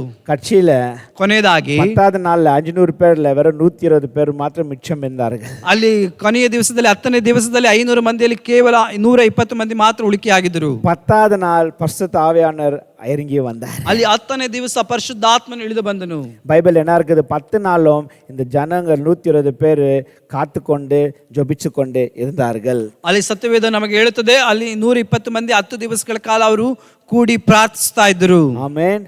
நம்மளுக்கு ஆண்டவர் வாக்குத்தத்தம் கொடுத்தாலும், ஆண்டவர் நம்மளுக்கு சுகம் வேணானாலும், நம்மளுக்கு விடுதலை வேணானாலும், நம்மளும் காத்துக்கொண்டு ஜெபிச்சு கொண்டு பெற்றுக்கொள்ள வேண்டும். அதுதான் ஆண்டவர் நம்மளுக்கு கற்றுக் கொடுக்கிறாரு. ದೇವರು ನಮಗೆ ವಾಗ್ದಾನ ಮಾಡಿದರು, ನಮಗೆ ಸೌಖ್ಯ ಬೇಕಾಗಿದ್ದರೂ ಕೂಡ ನಾವು ದೇವರ ಸಮ್ಮುಖದಲ್ಲಿ ಕಾದುಕೊಂಡು ಪ್ರಾರ್ಥಿಸ್ತಾ ಇರಬೇಕೆಂಬುದಾಗಿ ದೇವರು ನಮಗೆ ಕಲಿಸಿಕೊಡುತ್ತಾನೆ. ஆமென். ಆಮೆನ್. ஹல்லேலூயா. ಹಲ್ಲೆಲೂಯಾ. நம்ம இந்த பொசிஷன்ல பிரேயர் பொசிஷன்ல இல்லைனாக்கா வேற பொசிஷன் இந்த பொசிஷனை திருடிடும். ಅಲ್ಲಿ ನಾವು ಆ ಪ್ರಾರ್ಥನೆ ಸ್ಥಾನದಲ್ಲಿ ನಾವಿಲ್ಲದೆ ಹೋದರೆ ಬೇರೊಂದು ಸ್ಥಾನ ಬಂದು ಅದನ್ನು ಕದ್ದುಕೊಂಡು ಹೋಗಿಬಿಡುತ್ತದೆ. ஹல்லேலூயா. ಹಲ್ಲೆಲೂಯಾ. ஆண்டவர் ஆசீர்வாதத்தை எல்லாம் வச்சிருக்கிறாரு. ஆனாக்கா அது மத்தியில ஆண்டவர் is kept a conditional blessing on this earth to receive only by prayer. ಅಲ್ಲಿ ದೇವರು ಅನೇಕ ಆಶೀರ್ವಾದಗಳನ್ನು ನಮಗಿಟ್ಟಿದ್ದಾರೆ, ಆದರೆ ಕೆಲವೊಂದು ಆಜ್ಞೆಗಳನ್ನು ಕೂಡ ಇಟ್ಟಿದ್ದಾರೆ, ಅದನ್ನು ನಾವು ಪ್ರಾರ್ಥನೆ ಮುಖಾಂತರ ಮಾತ್ರವೇ ನಾವು ಹೊಂದಿಕೊಳ್ಳೋದಕ್ಕೆ ಸಾಧ್ಯ. ஆமென். ஆண்டவர் செழிப்பு ಪ್ರಾಮಿಸ್ பண்ணிக்கிறாரு. ಅಲ್ಲಿ ಅಭಿವೃದ್ಧಿಯನ್ನು ದೇವರು ವಾಗ್ದಾನ ಮಾಡಿದ್ದಾರೆ, விடுதலை, ಅಲ್ಲಿ ಬಿಡುಗಡೆಯನ್ನು ದೇವರು ವಾಗ್ದಾನ, ಸೌಖ್ಯವನ್ನು ಸಮಾಧಾನವನ್ನು, ಅಭಿಷೇಕ, ಕುಟುಂಬ, எந்த ಇದ್ದಾலும் ಸರಿ, ಯಾವುದೇ ಒಂದು ಆಗಿದ್ದರೂ ಸರಿಯೇ, it's always comes with a conditional. ಅವೆಲ್ಲವೂ ಆಜ್ಞಾಪೂರ್ವಕವಾಗಿ ಆದು ಬರುತ್ತದೆ. அந்த ಕಂಡೀಷನ್ ಏನன்னா, ಆ ಆಜ್ಞೆ ಏನೆಂಬುದಾಗಿ ಹೇಳುವುದಾದ್ರೆ, நீ ஜொபிச்சா உனக்கு கிடைக்கும், நீ ஜொபிக்கலைனாக்கா உனக்கு கிடைக்காது. ಆ ನಿಬಂಧನೆ ಏನೆಂಬುದಾಗಿ ಹೇಳಿದರೆ, ನೀನು ಪ್ರಾರ್ಥಿಸಿದರೆ ಸಿಗುತ್ತದೆ, ಪ್ರಾರ್ಥನೆ ಮಾಡದೆ ಹೋದರೆ ಅದು ಸಿಗೋದಿಲ್ಲ. ஆமென். ஹல்லேலூயா. Hallelujah. ஹல்லேலூயா. Hallelujah. ஸோ பெந்தகோஸ்து நாள் நம்ம ஒன்றும் கற்றுக்க வேண்டியது என்னன்னாக்கா, காத்துக்கொள்றது ரொம்ப முக்கியமானது. ஆண்டவர் காக்க சொல்ற ಅಲ್ಲಿ ಪಂಚಶತಮಾನ ಹಬ್ಬದ ಮುಖಾಂತರವಾಗಿ ನಾವು ಕಲಿತುಕೊಳ್ಬೇಕಾದಂತ ಮತ್ತೊಂದು ಕಾರ್ಯ ಎಂಬುದಾಗಿ ಹೇಳೋದಾದ್ರೆ, ನಾವು ಕಾದುಕೊಂಡಿರುವುದು ಬಹಳ ಅವಶ್ಯವಾಗಿರುತ್ತದೆ. ஜொபிச்சு நம்ம பெற்றுக்கொள்ளணும். ಪ್ರಾರ್ಥಿಸಿ ನಾವು ಹೊಂದಿಕೊಳ್ಳಬೇಕು. ரெண்டாவது வந்து நான் நினைச்சேன், என்னத்துக்கு 10 நாள் இவங்க காத்திருந்தாங்க, ஆண்டவர் என்ன 10 நாள் அவங்களுக்கு கேப் கொடுத்தாரு, ಟೈಮ್ ಕೊಡ್ತಾರೆ. ಯಾಕೆ ನಾವು ಎರಡನೇದಾಗಿ ನಾನು ನೆನೆಸಿದ್ದೀನಿ, ಯಾಕೆ ದೇವರು 10 ದಿವಸಗಳ ಕಾಲ ಅಷ್ಟೊಂದು ಸಮಯವನ್ನು ಕೊಟ್ಟರು ಎಂಬುದಾಗಿ ಹೇಳಿ. ஆண்டவர் நம்மளுக்கு ஒன்று லெசனை டீச் பண்ணனாக்கா அவர் சொல்கிறாரு, I am in control of every situation. நான் இந்த இந்த ಇದಕ್ಕೆல்லாம் ನಾನು ಕಂಟ್ರೋಲರಾಗಿ இருக்கிறேன். ಅಲ್ಲಿ ದೇವರು ನಮಗೆ ಹೇಳುತ್ತಾರೆ, ಇವೆಲ್ಲದಕ್ಕೂ ನಿಯಂತ್ರಣ ನನ್ನಲ್ಲಿದೆ ಎಂಬುದಾಗಿ, ಪ್ರತಿಯೊಂದರಲ್ಲೂ ನಿಯಂತ್ರಣ ನನ್ನಲ್ಲಿದೆ ಎಂಬುದಾಗಿ ಹೇಳಿ. God acts and God sends His blessing, His Holy Spirit in His time, not in our time. ಅಲ್ಲಿ ದೇವರು ಅಲ್ಲಿ ಪ್ರಕಟಗೊಳ್ಳುವಂಥದ್ದು, ಅಲ್ಲಿ ಆತನು ಮಾಡುವಂಥದ್ದು ಕಾರ್ಯ ಅದು ನಮ್ಮ ಸಮಯದ ಮುಖಾಂತರವಾಗಿ ಅಲ್ಲ, ಆತನ ಸಮಯವಾಗಿರ್ತದೆ. அந்த 10 நாள்ல ஆண்டவர் என்ன காமிக்கிறாருனாக்கா, உங்க கண்ட்ரோல்ல இல்ல, எவ்ரிதிங் இஸ் என் கண்ட்ரோல்ல தான் இருக்கிறது. ಅಲ್ಲಿ 10 ದಿವಸಗಳ ಕಾಲ ದೇವರು ತೋರಿಸಿಕೊಳ್ಳುವಂತ ಕಾರ್ಯ ಎಂಬುದಾಗಿ ಹೇಳುವುದಾದ್ರೆ, ಇದು ನಿಮ್ಮ ನಿಯಂತ್ರಣದಲ್ಲಿಲ್ಲ, ನನ್ನ ನಿಯಂತ್ರಣದಲ್ಲಿ ಇದಾಗಿದೆ ಎಂಬುದಾಗಿ ಹೇಳಿ. நீ ரெடியா இருக்கும்போது நான் கொடுக்க மாட்டேன், நான் எப்போ ரெடியா இருக்கிறேன் அப்பதான் நான் உனக்கு கொடுக்க முடியும் ஆண்டவர் காமிக்கிறாரு. ನೀನು ಸಿದ್ಧವಾಗಿರತಕ್ಕಂಥ ಸಂದರ್ಭದಲ್ಲಿ ನಾನು ನಿನಗೆ ಕೊಡೋದಿಲ್ಲ, ನಾನು ಯಾವಾಗ ಸಿದ್ಧವಾಗಿರ್ತೇನೋ ಆ ಸಂದರ್ಭದಲ್ಲಿ ನಿನಗೆ ಕೊಡುತ್ತೇನೆ ಎಂಬುದಾಗಿ ಹೇಳಿ ದೇವರು ನಮಗೆ ಅಲ್ಲಿ ತೋರಿಸ್ತಾನೆ. உனக்கு எப்போ தேவையோ இருக்குதோ நான் சொல்ல மாட்டேன், என் டைம் எப்போ வருதோ அப்பதான் உன் தேவை சந்திக்கப்படும். ನಿನಗೆ ಯಾವಾಗ ಅವಶ್ಯಕತೆ ಎಂಬುದಾಗಿ ಹೇಳಿ ನಾನು ಅಲ್ಲಿ ನೋಡೋದಿಲ್ಲ, ನನ್ನ ಸಮಯ ಯಾವಾಗ ಬರ್ತದೋ ಆವಾಗ ನಿನ್ನ ಅವಶ್ಯಕತೆ ಅಲ್ಲಿ ಸಂಧಿಸಲ್ಪಡುತ್ತದೆ. ஹல்லேலூயா. ಹಲ್ಲೆಲೂಯಾ. ஏனாக்கா ரெடியா இல்லாத, if you not matured, if you ரெடியா இல்லைனாக்கா சில இது ஆண்டவர் கொடுத்தாருனாக்கா will not able to handle it. ಅಲ್ಲಿ ನಾವು ಸಿದ್ಧವಾಗಿಲ್ಲದೆ ಹೋದರೆ ದೇವರು ಕೊಡುವಂತ ಕಾರ್ಯವನ್ನು ನಾವು ಅದನ್ನು ಸರಿಯಾಗಿ ಉಪಯೋಗಿಸಿಕೊಳ್ಳೋದಿಲ್ಲ. ஒரு 3 வயசு குழந்தை கையில் பெரிய கத்தி கொடுப்பீங்களா? ಒಂದು 3 ವರ್ಷದ ಮಗುವಿನ ಕೈಯಲ್ಲಿ ಒಂದು ದೊಡ್ಡ ಕತ್ತಿಯನ್ನು ಕೊಡ್ತೇವಾ? ಏನ್? ಯಾಕೆ? The child does not know how to handle. ಯಾಕಂದ್ರೆ ಆ ಮಗುವಿಗೆ ಗೊತ್ತಿರೋದಿಲ್ಲ ಅದನ್ನು ಹೇಗೆ ಉಪಯೋಗಿಸಬೇಕೆಂಬುದಾಗಿ ಹೇಳಿ. பெருசாகும்போது ಅದೇ ದೊಡ್ಡದಾಗುವಾಗ the child can handle. ಅದು ಆ ಮಗು ಅದನ್ನು ಉಪಯೋಗಿಸಬಹುದು. ಆಮೆನ್. ಸೌಲ್ಗೆ ಆಂಡವರು ಈಸಿಯಾ ಸಿಂಹಾಸನದ ಕೊಟ್ಟಿದ್ದಾರೆ. ಅಲ್ಲಿ ಸೌಲನಿಗೆ ನೋಡಬೇಕಾದ್ರೆ ದೇವರು ಬಹಳ ಸುಲಭವಾಗಿ ಆ ಸಿಂಹಾಸನವನ್ನು ಕೊಟ್ಟು ಬಿಟ್ರು. ಸೌಲ್ could not handle. ಆ ಸೌಲನು ಅದನ್ನು ಸರಿಯಾಗಿ ಉಪಯೋಗಿಸಿಕೊಳ್ಳಲಿಲ್ಲ. தாவீதுக்கு, ಆದರೆ ದಾವೀದನಿಗೆ எவ்வளோ போராட்டங்கள், எவ்வளோ கஷ்டங்கள், எவ்வளோ யுத்தங்கள் எல்லாம் ஆயிட்ட பின் சிங்காசனம் இருக்கும்போது அது ஒரு நிரந்தரமா இருந்தது. ಅಲ್ಲಿ ದಾವೀದನಿಗೆ ಅನೇಕ ಹೋರಾಟಗಳು, ಅನೇಕ ಯುದ್ಧಗಳು ಆದ ನಂತರ ಅದು ಕೊಡಲ್ಪಟ್ಟಾಗ ಅದು ನಿರಂತರವಾಗಿ ಅದಿತ್ತು. ஸோ நீங்கள் வந்து எதனா நீங்கள் கேட்கும் போது வரலனாக்கா, you should know that you are not ready. ಅಲ್ಲಿ ನೀವು ಯಾವುದೋ ಒಂದನ್ನು ಕೇಳುವಾಗ ಅದು ನೀವು ಹೊಂದಿಕೊಳ್ಳದೆ ಇರುವುದಾದರೆ ಅದಕ್ಕೆ ಅದರ ಅರ್ಥ ನೀವು ಇನ್ನೂ ಅದಕ್ಕೆ ಸಿದ್ಧರಾಗಿಲ್ಲ ಎಂಬುದಾಗಿ ಹೇಳಿ. நீங்கள் அது ரெடியா இல்லை ஏற்றுக்கொள்றதுக்கு, ಅದನ್ನು ಹೊಂದಿಕೊಳ್ಳೋದಕ್ಕೆ ನೀವು ಇನ್ನೂ ಸಿದ್ಧರಾಗಿಲ್ಲ ಎಂಬುದಾಗಿ ஆண்டவர் சொல்றாரு, I am in control. ದೇವರು ಹೇಳ್ತಾರೆ, ನಾನು ನಿಯಂತ್ರಣದಲ್ಲಿಟ್ಟಿದ್ದೇನೆ, நான் எப்போ ரெடி ஆக்குறேன் அப்பதான் கொடுப்பேன். ನಾನು ಯಾವಾಗ ಸಿದ್ಧವಾಗಿದ್ದೇನೋ ಅವಾಗ ಮಾತ್ರ ಕೊಡುತ್ತೇನೆ. உனக்கு நெஞ்ச நேரத்து இமிಡಿಯೇಟಾ வரணும்னா அது ஆகாது. ನೀನು ನೆನೆಸಿದ ತಕ್ಷಣವಾಗಿ ನಿನಗೆ ಅದು ಬರಬೇಕೆಂಬುದಾಗಿ ಹೇಳಿದರೆ ಅದು ಆಗೋದಿಲ್ಲ. இன்னைக்கு எல்லாரும் எவ்ரிதிங் they want fast. ಈ ದಿನದಲ್ಲಿ ಎಲ್ಲರಿಗೂ ಅದು ಬೇಗ ಬಹಳ ಸುಲಭವಾಗಿ ಅದು ಕೊಡಬೇಕು. ಇನ್ಸ್ಟಂಟ್ ಕಾಫಿ, ಅಲ್ಲಿ ತಕ್ಷಣವಾಗಿ ಮಾಡತಕ್ಕಂಥ ಕಾಫಿ, 2 minutes noodles, ಅಲ್ಲಿ 2 ನಿಮಿಷದಲ್ಲಿ ಸಿದ್ಧವಾಗುವಂತ ನೂಡಲ್ಸ್, ಫಾಸ್ಟ್ ಫುಡ್, ಅಲ್ಲಿ ಫಾಸ್ಟ್ ಫುಡ್ ಶೀಘ್ರವಾಗಿ ಸಿದ್ಧವಾಗುವಂತ ಅಡಿಗೆ. வந்து பூமியில் அந்த மாதிரி ஓடலாம், ஆனா கர்த்தருடைய ராஜ்யத்தில் இந்த மாதிரி நடக்காது. There is a time for everything. Bible says in his time he does everything beautiful. ಅಲ್ಲಿ ಈ ಲೋಕದಲ್ಲಿ ಆ ರೀತಿಯಾಗಿ ತಕ್ಷಣವಾಗಿ ಎಲ್ಲೋ ಸಿದ್ಧವಾಗಿ ನಡಬಹುದು, ಆದರೆ ಸತ್ಯವೇದದಲ್ಲಿ ದೇವರ ರಾಜ್ಯದಲ್ಲಿ ಆ ರೀತಿಯಾಗಿರಲಿಲ್ಲ. ಆತನ ಸಮಯದಲ್ಲಿ ಎಲ್ಲವನ್ನು ತಕ್ಕ ರೀತಿಯಲ್ಲಿ ಸೌಂದರ್ಯವಾಗಿ ಆತನು ಮಾಡುತ್ತಾನೆ. ಆಮೆನ್. ಬೈಬಲ್ ಏನಾಗಿದೆ, ಎಲ್ಲದಕ್ಕೂ there is a time for everything. ಅಲ್ಲಿ ಸತ್ಯವೇದ ಹೇಳುತ್ತದೆ, ಎಲ್ಲದಕ್ಕೂ ಸಮಯ ಕಾಲ ಉಂಟು. அழுறதுக்கு ஒரு நேரம், சிரிக்கிறதுக்கு ஒரு நேரம். ಅಲ್ಲಿ ಅಳುವುದಕ್ಕೆ ಒಂದು ಕಾಲ ಉಂಟು, ನಗುವುದಕ್ಕೆ ಒಂದು ಕಾಲ ಉಂಟು. பொறுக்கிறது ஒரு நேரம், மரிப்பது ஒரு நேரம். ಅಲ್ಲಿ ಹುಟ್ಟುವುದಕ್ಕೆ ಒಂದು ಸಮಯ ಉಂಟು, ಸಾಯುವುದಕ್ಕೆ ಒಂದು ಸಮಯ ಉಂಟು. சந்தோஷம் ஒரு நேரம், துக்கம் ஒரு நேரம். ಅಲ್ಲಿ ಸಂತೋಷಕ್ಕೆ ಒಂದು ಸಮಯ, ಒಂದು ದುಃಖಕ್ಕೆ ಒಂದು ಸಮಯ. அதுல பைபிள் என்ன இருக்குது, அவருடைய டைம்ல அவர் எல்லாம் ಬ್ಯೂಟಿಫುಲ್ ಆಗಿ செய்வார். ಅಲ್ಲಿ ಸತ್ಯವೇದ ಹೇಳುತ್ತದೆ, ಆತನ ಸಮಯದಲ್ಲಿ ಎಲ್ಲವನ್ನು ಆತನು ಸೌಂದರ್ಯವಾಗಿ ಮಾಡುತ್ತಾನೆ. ಆಮೆನ್. ಆಮೆನ್. ಹಲ್ಲೆಲೂಯಾ. ಹಲ್ಲೆಲೂಯಾ. ಮೂರನೇದು வந்து ஏன் அந்த 10 நாள் காக்க வச்சாருனாக்கா, ಮೂರನೇದಾಗಿ ಏಕೆ ದೇವರು 10 ದಿವಸಗಳ ಕಾಲ ಕಾಯುವಂತೆ ಮಾಡಿದರು? பைபிள் இருக்கிறது, ಸತ್ಯವೇದದಲ್ಲಿ ಇದೆ. they all joined together and came at one place. ಅವರೆಲ್ಲರೂ ಒಂದುಗೂಡಿ ಏಕ ಮನಸ್ಸುಳ್ಳವರಾಗಿ ಒಂದು ಸ್ಥಳದಲ್ಲಿ ಆದು ಬಂದರು. எனக்கு ரொம்ப பிடிச்சிச்சு இது. ಅದು ಬಹಳ ನನಗೆ ஆண்டவர் ಇಷ್ಟವಾಯಿತು. எப்படி நமக்கு கத்து கொடுக்கறாரு. ದೇವರು ಹೇಗೆ ನಮಗೆ ಕಲಿಸಿಕೊಡ್ತಾರೆ ನೋಡ್ರಿ. இமிடியேட்டா கொடுக்கல. ತಕ್ಷಣವಾಗಿ ಕೊಡಲಿಲ್ಲ. பைபிள் என்ன இருக்குது, அவங்க எல்லாரும் ஒண்ணா சேர்ந்து ஒரே ஒரு இடத்துக்கு வந்தாங்க. அப்போ பரிசுத்த ஆவியானவர் அங்க வந்தாரு. ಅವರೆಲ್ಲರೂ ಒಂದಾಗಿ ಸೇರಿ ಒಂದೇ ಸ್ಥಳಕ್ಕೆ ಆದು ಬಂದರು. ಅಲ್ಲಿ ಪರಿಶುದ್ಧಾತ್ಮನು ಇಳಿದು ಬಂದನು. தனியா இருக்கும்போது கொடுக்கல. ಅವರು ಪ್ರತ್ಯೇಕವಾಗಿರುವಾಗ ಕೊಡಲಿಲ್ಲ. எல்லாரும் ஒண்ணா இருந்தாங்க. ಅವರೆಲ್ಲರೂ ಒಂದಾಗಿದ್ರು. You cannot be alone in Christian life. ನೀನು ಏಕಾಂತವಾಗಿ ಇರೋದಕ್ಕಾಗೋದಿಲ್ಲ ಕ್ರೈಸ್ತನ ಜೀವಿತದಲ್ಲಿ. You need brothers, you need sisters, you need fellowship, you need church. ಅಲ್ಲಿ ನಿನಗೆ ಸಹೋದರ ಸಹೋದರಿ ಇರಬೇಕು, ನಿನಗೆ ಐಕ್ಯತೆ ಇರಬೇಕು, ಅಲ್ಲಿ ನಿನಗೆ ಸಭೆ ಬೇಕು. புரியுதுங்களா? ಅರ್ಥವಾಗ್ತಿದ್ಯಾ? என்னது 10 நாள் எடுத்தாரு? ಯಾಕೆ ದೇವರು 10 ದಿವಸ ತೆಗೆದುಕೊಂಡ್ರು? இமிடியேட்டா கொடுக்கல. ಯಾಕೆ ದೇವರು ತಕ್ಷಣವಾಗಿ ಕೊಡಲಿಲ್ಲ? நீங்கெல்லாம் ஐக்கியமா வாங்க, ஒண்ணா வாங்க. அப்போ என்னுடைய ஆசீர்வாதத்தை உங்க மேல நான் I'll pour it. ನೀವೆಲ್ಲರೂ ಐಕ್ಯವಾಗಿ ಒಂದಾಗಿ ಬಂದಿರಿ, ಆಗ ನನ್ನ ಆಶೀರ್ವಾದವನ್ನು ನಿಮ್ಮ ಮೇಲೆ ಸುರಿಸುತ್ತೇನೆ. ஆமென். ಆಮೆನ್. நம்ம தனிப்பட்டமாகவும் ஜெபிக்கணும், ரொம்ப முக்கியமானது. அதே நேரத்தில் கூடி ஜெபிக்கிறதும் சபையானது ரொம்ப முக்கியமான ஆண்டவர் கற்றுக் கொடுக்குறாருங்க. ನಾವು ವೈಯಕ್ತಿಕವಾಗಿ ಪ್ರಾರ್ಥನೆ ಮಾಡೋದು ಅವಶ್ಯಕವಾಗಿದೆ. ಅದೇ ರೀತಿಯಾಗಿ ನಾವೆಲ್ಲರೂ ಒಂದುಗೂಡಿ ನಾವು ಸಭೆಯಾಗಿ ಕೂಡಿ ಪ್ರಾರ್ಥನೆ ಮಾಡೋದು ಅವಶ್ಯಕವಾಗಿದೆ ಎಂಬುದಾಗಿ ದೇವರು ನಮಗೆ ಕಲಿಸಿಕೊಡುತ್ತಾನೆ. ஒண்டியா இருப்பது நல்லதில்லை. ಅಲ್ಲಿ ಒಂಟಿಯಾಗಿರುವುದು ಒಳ್ಳೆಯದಲ್ಲ. ஒரு மனுஷன் தனியாக எப்பொழுது இருக்கிறானாக்கா அவனுக்கு வந்து there is some sickness, some disease ஆவியில. ಆ ಮನುಷ್ಯನು ಒಂಟಿಯಾಗಿದ್ದಾನೆ ಎಂಬುದಾಗಿ ಹೇಳಿದ್ರೆ ಅವನ ಆತ್ಮದಲ್ಲಿ ಏನೋ ವ್ಯಾಧಿ ಪೀಡಿತನಾಗಿದ್ದಾನೆ ಎಂಬುದಾಗಿ ಅರ್ಥ. இன்னைக்கு நிறைய வாலிபர்கள் லீடராக இருக்கிறார்கள், வாலிபர் விசுவாசியாக இருக்கிறார்கள். நான் ஒண்டியா இருக்கிறேன், நான் ஒண்டியா ஜெபிக்கிறேன், நான் ஒண்டியா எல்லாம் சாதிக்குவேன், நான் ஒண்டியா பரிசுத்தமாக்குறேன். அது சொல்கிறது நல்லா இருக்குது, கொஞ்ச நாள் வண்டி ஓடும், but very soon they will crash. ಅಲ್ಲಿ ಅನೇಕ ಜನರು ಈ ದಿನದಲ್ಲಿ ನಾಯಕರಾಗಿದ್ದಾರೆ, ಎಲ್ಲ ಆಗಿದ್ದಾರೆ. ಆದರೆ ನಾನು ಒಂಟಿಯಾಗಿ ನಾನು ಪ್ರಾರ್ಥಿಸ್ತೇನೆ, ಒಂಟಿಯಾಗಿ ನಾನು ಇರ್ತೇನೆ, ಒಂಟಿಯಾಗಿ ಜೀವಿಸ್ತೇನೆ ಎಂಬುದಾಗಿ ಹೇಳ್ಬೋದು. ಅದು ಸ್ವಲ್ಪ ದಿನಗಳ ಕಾಲ ಮಾತ್ರ ಆ ಗಾಡಿ ಓಡುತ್ತದೆ, ಆಮೇಲೆ ನಿಂತು ಹೋಗುತ್ತೆ. Amen, hallelujah. நான் இங்கே நிற்க வச்சிடுறேன். ನಾನು ಇಲ್ಲಿಗೆ ನಿಲ್ಲಿಸ್ತೇನೆ. இன்னும் வந்து அடுத்த சர்வீஸில் நான் பேசிடுறேன். ಇನ್ನು ಕೆಲವೊಂದು ಕಾರ್ಯಗಳನ್ನು ನಂತರದ ಸರ್ವಿಸ್ನಲ್ಲಿ ನಾನು ಮಾತನಾಡ್ತೇನೆ. ಕಮ್ಯುನಿಯನ್ ಸರ್ವಿಸ್ இருக்குது, ಕರ್ತನ ಪವಿತ್ರ ಭೋಜನ ಸಂಸ್ಕಾರ ಇದೆ. இன்னும் டைம் எடுத்தானாக்கா ಇನ್ನು ಸಮಯ ತೆಗೆದುಕೊಳ್ಳೋದಾದ್ರೆ ನೆಕ್ಸ್ಟ್ ಟೈಮ್ நான் வருவேனா இல்லையா ಗ್ಯಾರಂಟಿ ಇಲ್ಲ. ನಾನು ನಂತರ ದಿವಸದಲ್ಲಿ ಬರ್ತೇನೋ ಇಲ್ವೋ ಗೊತ್ತಿಲ್ಲ. நான் எப்பொழுது சொல்றது, ನಾನು ಯಾವಾಗಲೂ ಹೇಳುವಂಥದ್ದು, blessed are they who give short message, they shall be called again. ಅಲ್ಲಿ ಸಣ್ಣದಾದಂಥ ಸಂದೇಶ ಕೊಡುವುದಾದ್ರೆ ಮತ್ತೊಮ್ಮೆ ಅವರು ನಮ್ಮನ್ನು ಕರೆಯುತ್ತಾರೆ. திரும்ப வரணுமா வேண்டாவா? ಮತ್ತೆ ಬರಬೇಕಾ ಬೇಡವಾ? ಆದ್ರಿಂದ ನಾನು ಜಲ್ದಿ அடுத்த ಸರ್ವಿಸ್ சொல்லி முடிச்சிடலாம். ಇನ್ನು ಮೂರು ವಿಷಯಗಳನ್ನು ನಂತರದ ಆರಾಧನೆ ನಾನು ಹೇಳ್ತೀನಿ. Let's close our eyes and look to Jesus. ನಾವೆಲ್ಲರೂ ಕಣ್ಣುಗಳನ್ನು ಮುಚ್ಚಿ ಪ್ರಾರ್ಥಿಸಿಕೊಳ್ಳೋಣ. Father, we thank you, Lord.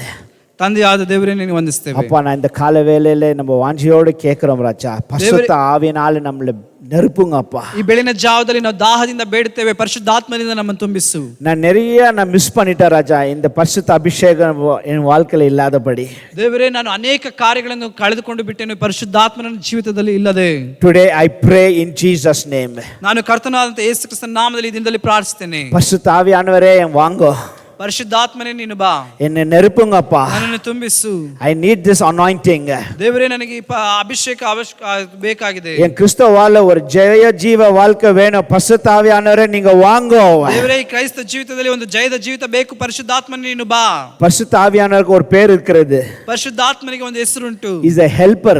ಆತನು ಸಹಾಯಕನಾದ ಆತ್ಮನು. அவர் நம்மளுக்கு எல்லா பகுதியில சகாயம் செய்யற தேவனா இருக்கிறாரு. ಆತನು ಎಲ್ಲಾ ಸ್ಥಳಗಳಲ್ಲೂ ಆತನು ನಮಗೆ ಸಹಾಯ ಮಾಡುವಂತ ದೇವರಾಗಿದ್ದಾನೆ. நம்ம ஜெபத்துல அவர் நமக்கு ஹெல்ப் பண்ணுவாரு. ನಮ್ಮ ಪ್ರಾರ್ಥನೆಯಲ್ಲಿ ಆತನು ನಮಗೆ ಸಹಾಯ ಮಾಡ್ತಾನೆ. நம்ம பிரீச் பண்றது சர்மன்க்கு அவர் ஹெல்ப் பண்ணுவாரு. ನಾವು ಬೋಧನೆ ಮಾಡುವಂತ ಆರಾಧನೆಯಲ್ಲಿ ಕೂಡ ಆತನು ನಮಗೆ ಸಹಾಯ ಮಾಡ್ತಾನೆ. எப்படி மெசேஜ் ಪ್ರಿಪೇರ್ பண்ணனும்னு அவர் ஹெல்ப் பண்ணுவாரு. ಎಲ್ಲಾ ಸಂದೇಶಗಳನ್ನು ಸಿದ್ಧ ಮಾಡುವಾಗಲೂ ಆತನು ನಮಗೆ ಸಹಾಯ ಮಾಡ್ತಾನೆ. வேத வசனத்துல வெளிப்பாடு அவர் நமக்கு கொடுப்பாரு. ಸತ್ಯವೇದದಲ್ಲಿ ಆತನು ಪ್ರಕಟಣೆಗಳನ್ನು ನಮಗೆ ಕೊಡುತ್ತಾನೆ. அவரை எப்படி ஆராதிக்கணும்னு சொல்லிட்டு அவர் நமக்கு உதவி செய்வாரு. ನಾವು ಆತನನ್ನು ಯಾವ ರೀತಿಯಾಗಿ ಆರಾಧಿಸಬೇಕೆಂಬುದಾಗಿ ಆತನು ನಮಗೆ ಸಹಾಯ ಮಾಡ್ತಾನೆ. நமக்கு உதவி செய்யறது ஆவியானவரே வந்து நமக்கு உதவி செய்யுங்க. ಪರಿಶುದ್ಧಾತ್ಮನೇ ನಮಗೆ ಇಳಿದು ಬಂದು ಆತನು ಸಹಾಯ ಮಾಡಿ. I receive you Holy Spirit. ಆ ಪರಿಶುದ್ಧಾತ್ಮನನ್ನು ಹೊಂದಿಕೊಳ್ಳುತ್ತೇನೆ. Come fill me in Jesus name. ಯೇಸು ಕ್ರಿಸ್ತನ ನಾಮದಲ್ಲಿ ನಾನು ತುಂಬಿಸು.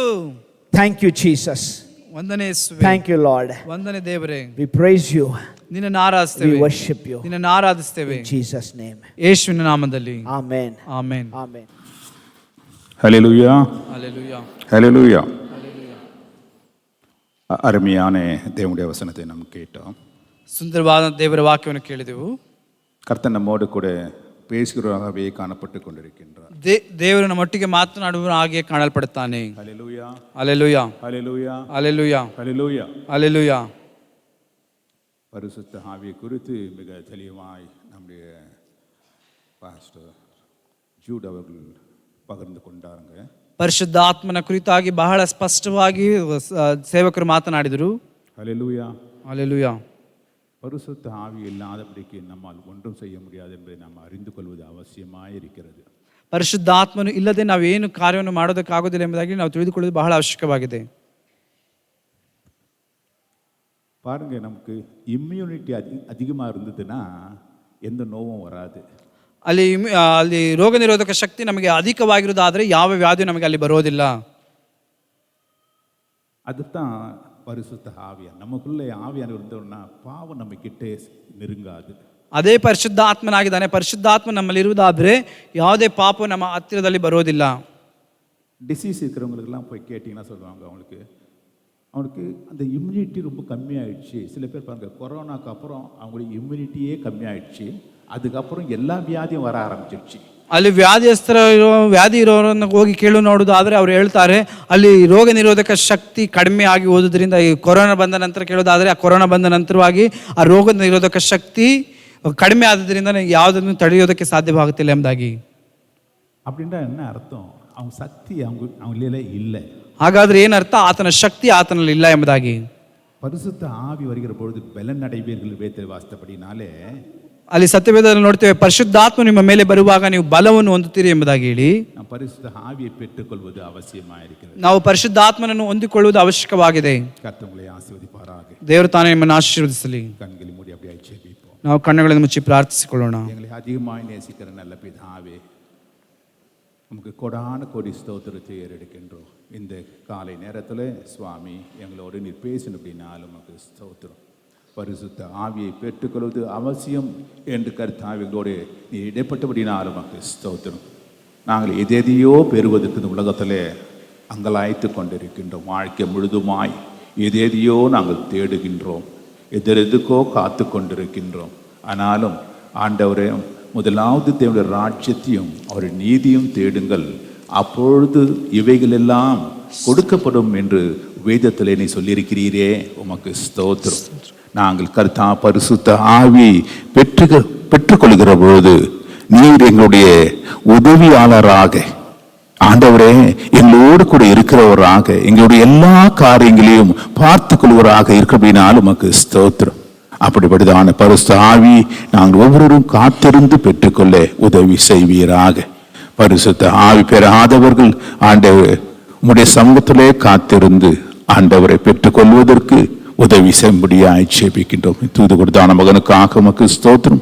இன்னும் வல்லமையாக எடுத்து உபயோகப்படுத்துவீராக. ஆண்டவர் வந்திருக்குதான எல்லா பிள்ளைகளும் கூட நிறைவான ஆசீர்வாதத்தினாலே, உச்சிதமான கோதுமையினாலே அவரை ஆசீர்வதித்து நீ வழிநடத்தும்படியாக ஜெபிக்கின்றோம். யார் யார் எந்தெந்த தேவையோடு கூட கடந்து வந்திருந்தாலும் சுவாமி, இந்த காலை நேரத்தில் ஒவ்வொருவருக்கும் தேவையை நீ சந்தித்து வழி அனுப்புவீராக. இப்போது நாங்கள் ராபோஜன பந்திக்கு போவதான வேலையில கூட உடைய பிரசன்னங்களோடு கூட இருக்கும்படியாக ஆண்டவரே தேவன் தாமே இந்த பந்தியை எங்களுக்கு ஆயத்தப்படுத்தி பகிர்ந்து கொடுக்கும்படியாய் ஜெபிக்கின்றோம். உம்முடைய பிள்ளைகளை ஆசீர்வாதத்தோடே வழி அனுப்புவீராக. இயேசு கிறிஸ்துவின் நாமத்தில் வேண்டி நிற்கின்றோம் எங்களுடைய நல்ல பிதாவே. ஆமென். ஹல்லேலூயா, ஹல்லேலூயா, ஹல்லேலூயா.